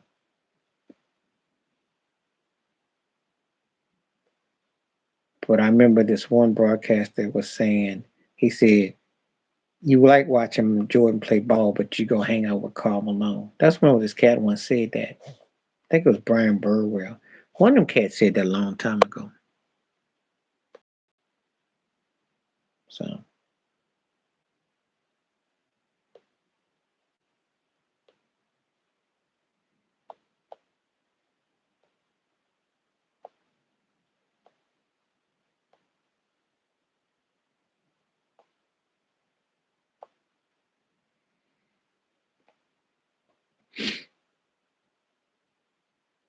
he was, because, you think about that.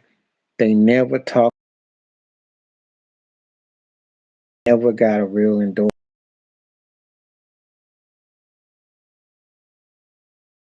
They never endorsed him. Remember, they had the statue with a cutout poster of Michael Jordan in Home Alone. That's before he even won. Well, Radman was a freak. I don't think it was too black. I just think they couldn't really, they couldn't tame the direction. They were intense. They were definitely intrigued by him, but they didn't know how to. He was kind of a wild man, which they like secretly. They dream about their violation, but they didn't quite know how to put that into context. But I wouldn't look at him as too black. He was very crossover. He had a balance of appeal.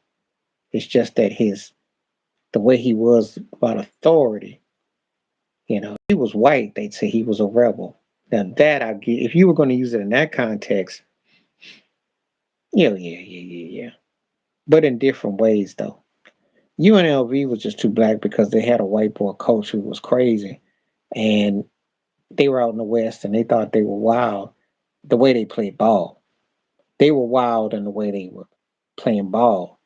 The Fab Five was actually a movement. That's the difference. UNLV was kind of like the Hurricanes, but it was like a scene. Fab Five was like a movement that actually got under people's skin. There was a difference how they did it. So that's how I break it down. Oh yeah, Barkley had him shook when he was talking about I'm not your role model. hmm He was probably the most conscious NBA player for a minute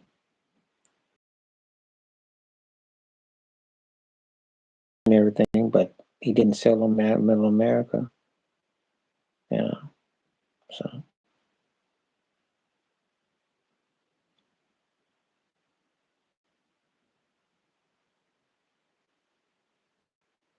so.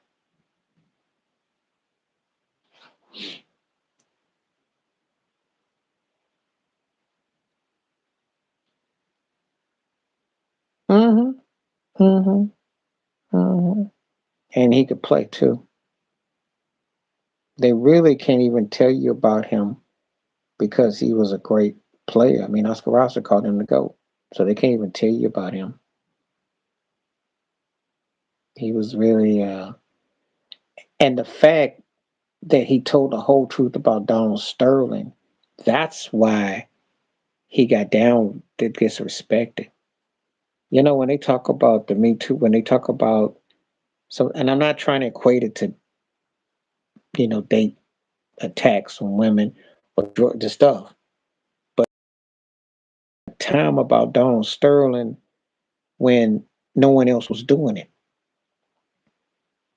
And he didn't get his just due. But that's the only job he could get. Think about it. Being the president of operations with the Clippers, no one else was touching Elgin Baylor. Think about it. He had to suck all that in and tell the truth, and they still put him on the door. So I'll never forget that. That's how the NBA is a plantation. Elgin Baylor spoke the truth for many years. Oh yeah, oh yeah, oh yeah. Too, one of the greatest players ever, and told the truth about Jordan. He said he was the best marketed player as well as great, but he said the marketing of him was even better than him as a player. They never wanted his expertise on nothing. Mm-mm. And he had to deal with Bob Cousy and his racist ways because Cousy came over to Cincinnati. Uh, there was a conflict of interest. Oscar talked about Cousy. hmm You never hear people go up asking Oscar Robinson and Earl of Pearl Monroe. Walt Clyde Frazier plays the game real well because he's our. But those guys don't get to talk off the cuff.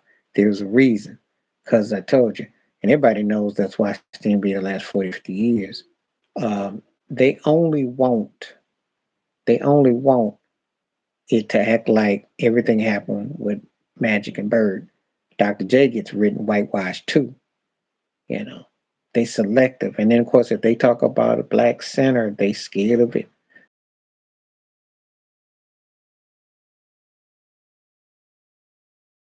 afro. Shaq gives them. They find a way to downplay,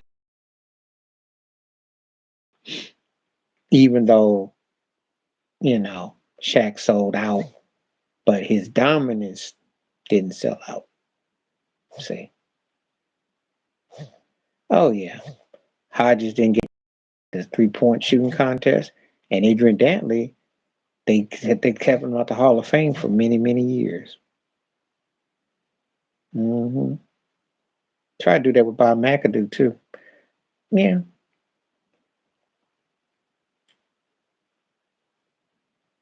It's a very, the contrary to when they have you thinking that it's a players' league, it is to sell the plantation, the field hands. Ain't no players' league in terms of ownership and the real merchandise.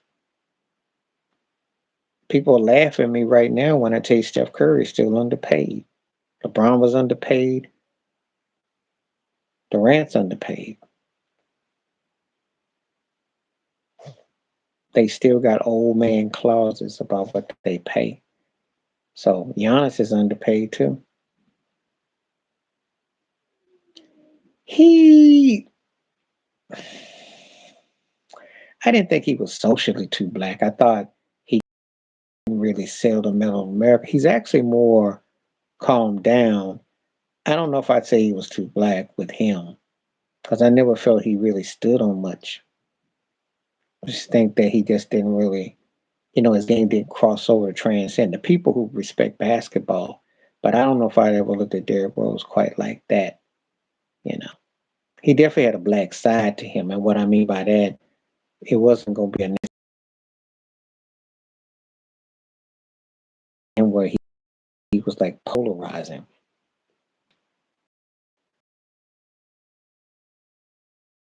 When I consider you too black, that means that they really put you in a box.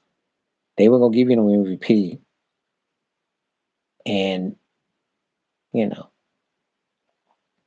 he's still playing in the league, so he ain't too black. With Memphis, you know, when I seen guys get ran out the league because they were scary for different reasons. Michael Ray Richardson, even with the drugs, got out the league. Like Rashid speaking out.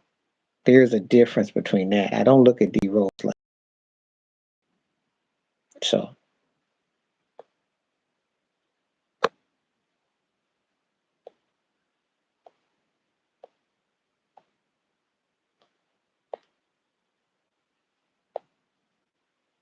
I don't think we have anybody playing NBA today that I would say is necessarily too black. I think that they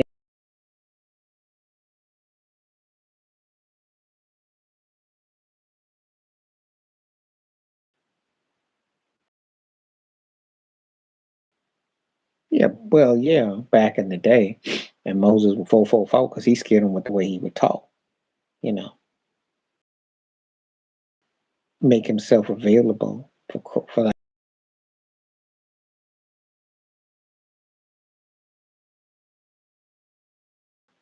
Dr. J because of the ABA. The same thing they went and got him for to come to the NBA is the same thing they used to get. Fro, his attitude, his vibe was too black, but the NBA wanted that vibe. I might be the only person gonna say this too, because everyone will say Magic and Bird, and all rightfully so for crossover.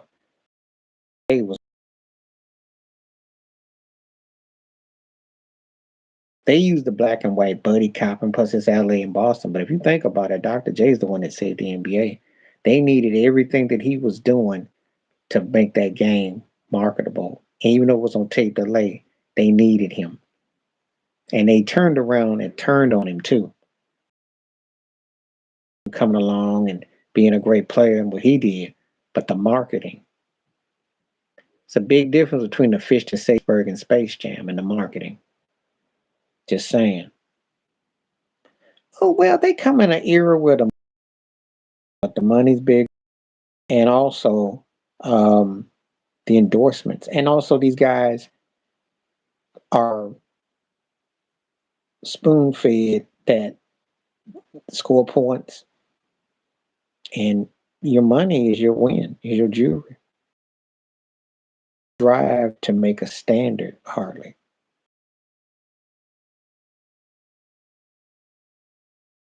into a great player. That guys coming in shooting 30-foot shots, they're not into better fundamental players. Just like with Trey Young. Trey comes in as a broke Steph Curry, and that's acceptable. He got a couple playoff wins. He gets the Eastern Conference Championship game, and he didn't bought himself 5, 6, 7 years of a career. They settle. They bucking because they're going for the jewelry, the cars, the lifestyle, and that's what they're going for. That's how the plantation get them. Very few of them are investing or win and trying to say, hey, there's more to this game. I got to get it right. So there's a thin line between that. That's why it's the way it is. But the money's outrageous. I'd say it goes back before that. I think that against Drake, because he ate off of Will Smith's plate as far as doing TV and music, and he's been around a long time. He's not even really if you want to say a cat that's a rider.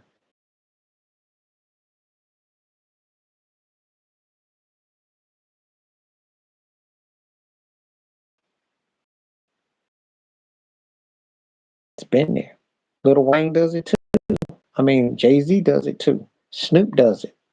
It's not nothing new.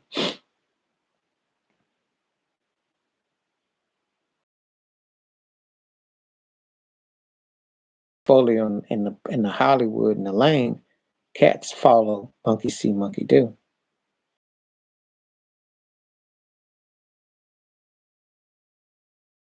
It's nothing new.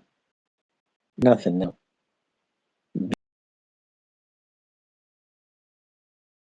I'll sit here and tell you otherwise. Some people sit here and try to tell you otherwise. When they started selling the lifestyle and to act like this and be like this, but guys were doing what they were going to do anyway. It's been there. It's been there. Because you're in professions that if you're a rapper, Chuck D said it that MTV was the father of a lot of these children, guys who didn't grow up, because the fantasy world of videos and musically, which you can attribute to pop music too. You can say that Prince, Michael Jackson encouraged that too if you want to, because the crossover appeal, the sense of a certain audience, you know, put Lionel Richie in if you want. I mean, because you got to think about it. I'm not saying that, now, ironically, Prince and Michael both spoke out against the Hollywood plantation. Michael owned business stock, okay? So he owned things. Prince spoke out, had slave on his face. But see, when they were popular, they were accessible, crossover. That's what Magic Johnson hung out with, Isaiah Thomas hung out with. See, this ain't nothing new. And you can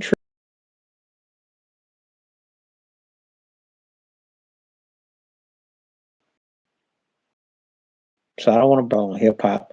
It really runs into what's happening in one black sector to the next black sector, if you follow what I'm saying.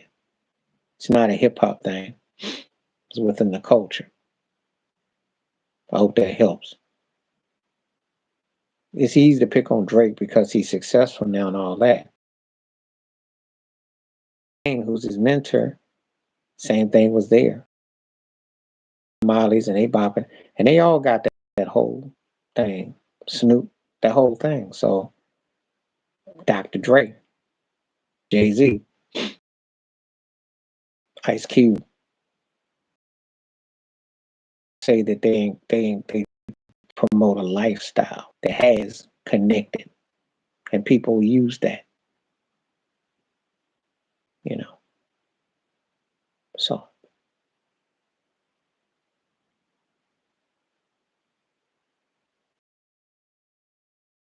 that's a great topic that you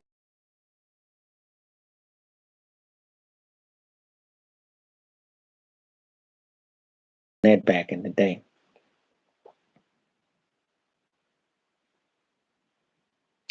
to an extent, but they had white fans. I mean, I lived in an area where white folks liked them, and Q-Tip was a crossover vibe.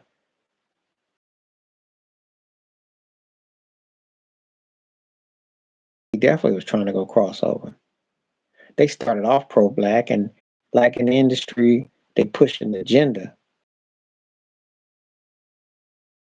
stay pro-black because most white kids bought it. He was black, and you could say that uh, poor righteous teacher. I can think of a few, you know, the Jungle Brothers, you know, but most of it eventually goes over to white pop. That's what Tribe Called. Because how black is Tribe Called Quest when Michael Rappaport is doing the documentary? Yeah, they did. But Outkast still stayed like brothers. You can cross over and still keep your identity. I think they kept their identity though, because they hit big, but they hit big on their own though. See, it wasn't because they hit because people kept feeling them. It wasn't that they necessarily went over to try to. They just had the songs. That was the thing about Outkast, you know. But when I call an artist too black, that's like I'm looking at Frankie Beverly and Maze, okay? They don't get the pop crossover money.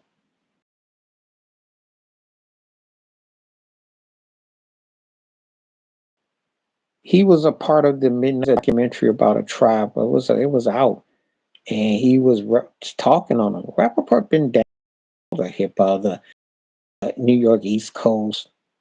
Uh, I can't think of that label, but uh,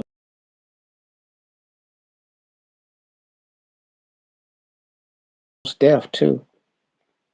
Stop buying these cats being too black or too this or that. These cats go do crossover them first minute. They come around. You'll be spitting out your teeth if you only knew. A lot of them just be acting. And Q-Tip was around. He was messing with Janet Jackson. He was messing with that whole scene. He messed with Nicole Kidman. You remember? Because when she stopped messing with Lenny Kravitz, she was messing with Q-Tip. I'm not saying he ain't a brother, because just because you,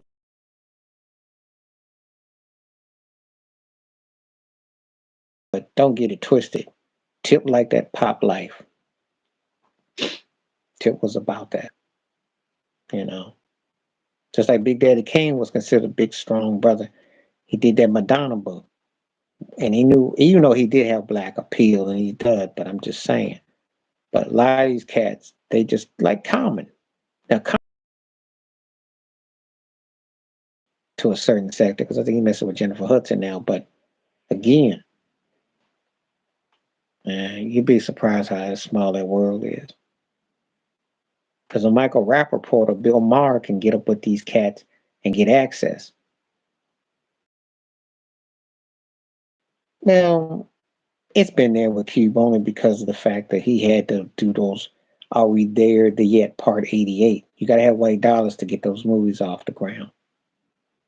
There's a lot of them.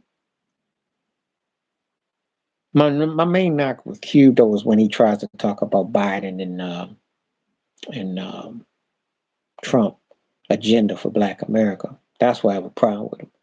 I ain't got no problem with him because he works in corporate America. Let's be real. Him and the Jewish cat run that big three. You got to do business like that. That's just how it go. That was his investors. It's just that when he tries to talk about this political thing, like these politicians are going to do something, when you came on and said, I never have dinner with the president, and you still up there trying to act like these cats care when you know they don't. So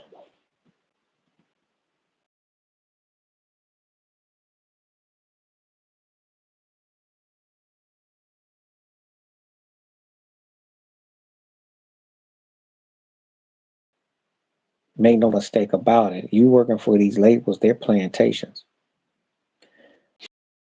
He is an interesting situation because the way you think, he used white folks in places from basically when he worked with Quincy Jones, working with Paul McCartney crossover. He did things, and you can mainly get him for his image if you want to go there. His music career, no buck dancing.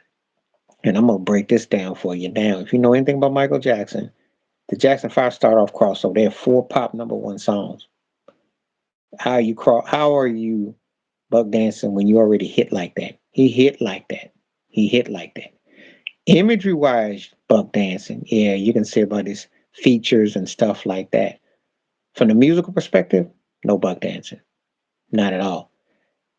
His business acumen, owning his masters, publishing, pro black. Businessman, when he got on them drugs and he got older, he was scattered. But he did not buck dance in terms of his music. His music, he wanted crossover and all that. Black, he hit big. I'm sorry, but when you're a child act and you come up with 4 #1 songs, Want You Back, ABC, To Love You, Safe, and I'll Be There, he was he did something that was rare. So not from that. Actions of other things. Now, imagery wise, you can say that. Hanging out with all them white kids, you might have issue.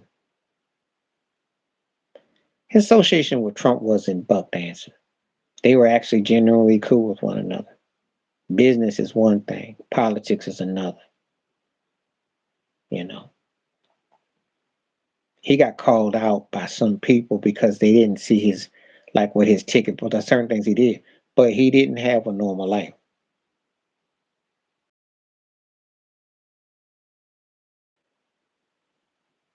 Barry was black, even though Wink Martindale had a hand in his career, he used to be a game show host, and Elton John did too. But he crossed over. He stayed black. Yeah, he did. That's true. Marvin wanted white acceptance bad. He hated his own career. He really did. He loved everybody's career but his own. And I'm talking about one of the greatest artists ever, a standard. But,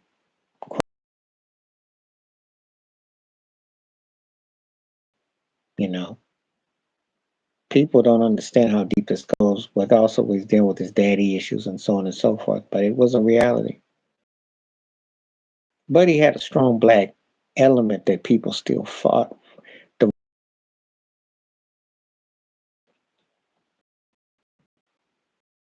actions, you know, I never saw him, except for the drugs, I never saw him act like he endorsed politicians or did anything that he shuffled and shuck. Some people say that about James Brown.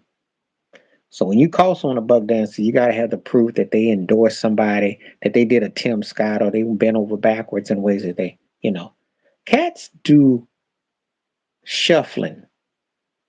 There's a difference though between shuffling and bucking and how far you go. So you can name me a lot of artists, you know,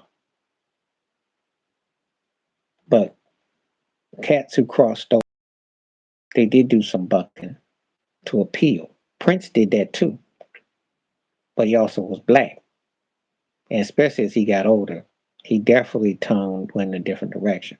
Rick James was in that mix too.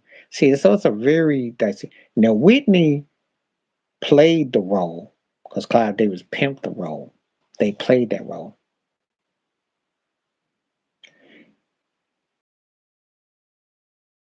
Stevie, but he definitely because he just gets in with everybody and just got this old touchy feely thing, which he does. And sometimes it be much. Yeah, Ray told him that Elvis wasn't much of nothing. Ray didn't. Ray did. Ray had crossover love too. Because I'll tell you something. You did not too many artists gonna see Ray Charles's catalog and what he did. Okay. But he spoke out. He spoke out. I remember him and Bob Costas. If you haven't seen it when he told Costas what he thought about Elvis Presley.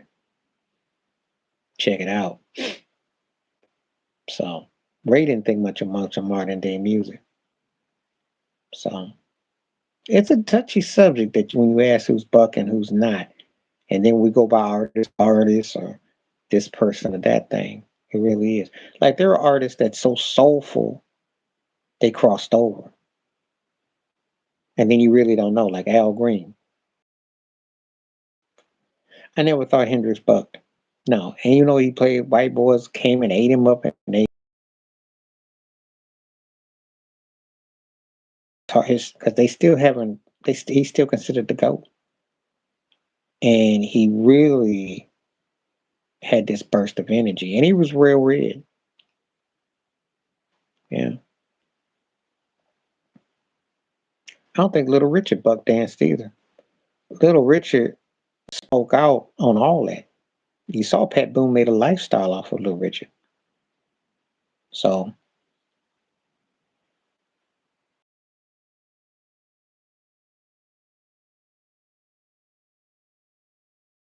nothing. They thought he was joking, and they laughed because he said in the real effeminate and did all that shut up and all that stuff, right?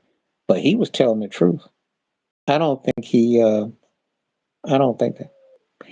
You know the funny thing about Chuck Berry, white folks love Chuck Berry, and somewhere between R. Kelly and Jerry Lee Lewis is Chuck Berry. He was accessible and accepted. He had like that O.J. Simpson type of vibe for a brother, but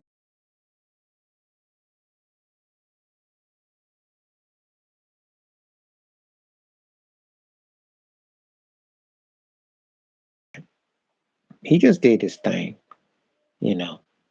So now when you got a song like my that hits and you don't really he didn't really make no he didn't make no apologies for how he was. He just kind of was a cat that did his thing. So yeah, I would say he knew where the audience was and he balanced his stuff out, but I don't think he went out of his way no more. But he had crazy crossover love. He was one of those brothers that got accepted in a way that he got accepted.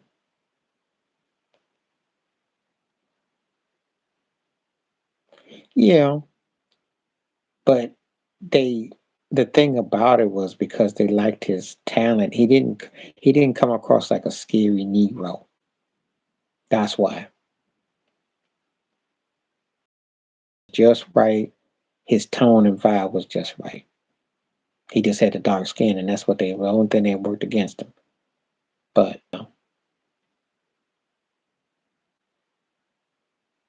so there are some and there's some stories I can't even begin to explain because you would think they were bucking, but some of them got accepted, some didn't. Some had to do the act, and some did a whole lot.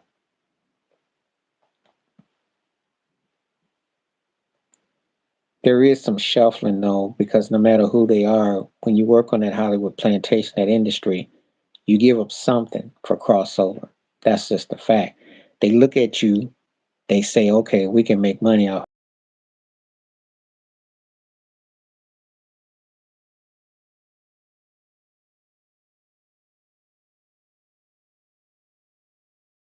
that situation. So,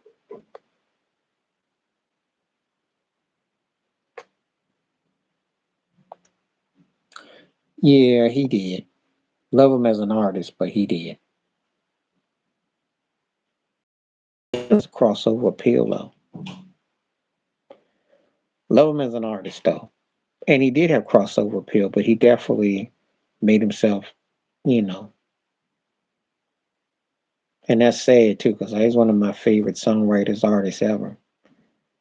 And yeah, but he wanted that golden audience, and you know, it's a sad part too, because he's a great artist. And a lot of these cats would love to have his catalog. I mean, like back in the 80s, it used to be the same. If you couldn't be Michael Jackson, you wanted to be Lionel Richie. You know, so yeah. But again, and the thing about Richie, he came from Tuskegee College. He does because he talks about it, but he doesn't really go into it. But again, because of you know, Mariah did because she was playing like she was white.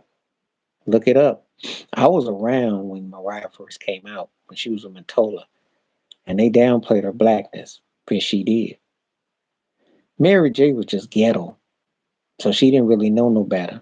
So she and she did do enough to get over being a token. She's been used by the business. Beyonce bucked because she wanted a strong black man, plus older male figure to run her thing. That's why she did it. Even though she's trying to do too much, and it works both ways against her.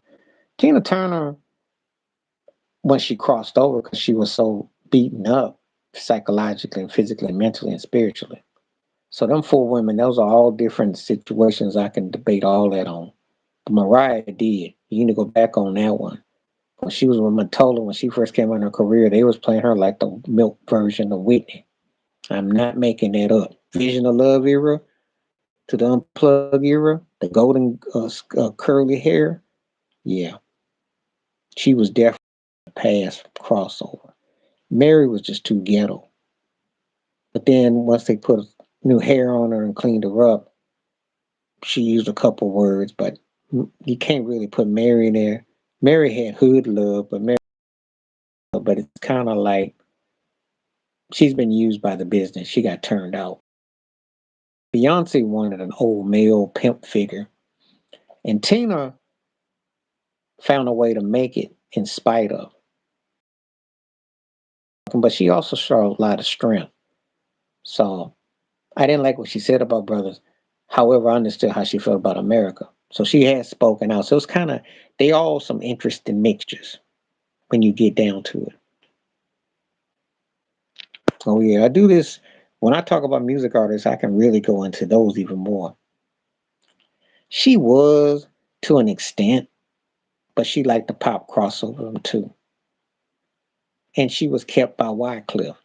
So you know, to an extent, she tried that, but she had white audiences. I had a white chick ask me about Lauren don't want black folks, but she was big. So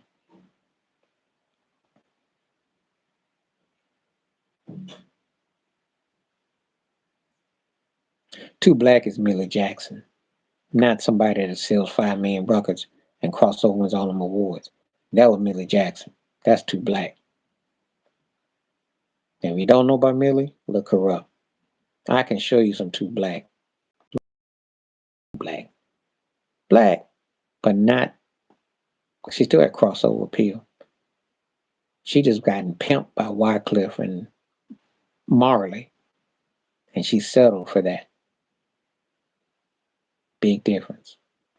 I'm gonna go in just a little bit because I gotta go start cooking, but I will be back tomorrow. And this is good too. We need to keep this going because this is some good topics about these acts. Oh yeah, well, you know, he crossed over. He was a kind of like the Drake of what he does. He did it because of the whole. He wanted to be bucking was because he was trying to showcase the sexualization of hip hop. That was his buck dancing. There's a difference between him and the other ways you attribute to it. Because he was considered kind of like a soft pop. Then he did the get you, so he's trying to be down and appeal. And he did have appeal across ranges. Yeah, but to me, she's a never was.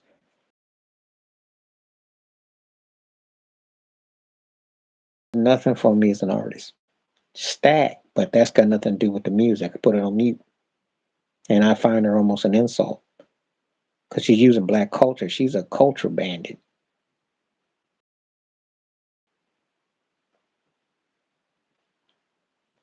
Big difference. Big difference. Okay, so I'm gonna get ready. I'm coming back tomorrow about probably on the same time. We're gonna do this, chop it up. It's been good as always. Great to hear from you. And keep them names coming because we're gonna tap on more names. You asking me, but yeah, that Mariah thing, go back on it. Look up old Mary. I'm telling you, there was a yeah, Mariah. She might be a little bit different to your eyes now, but I remember how they whited her up.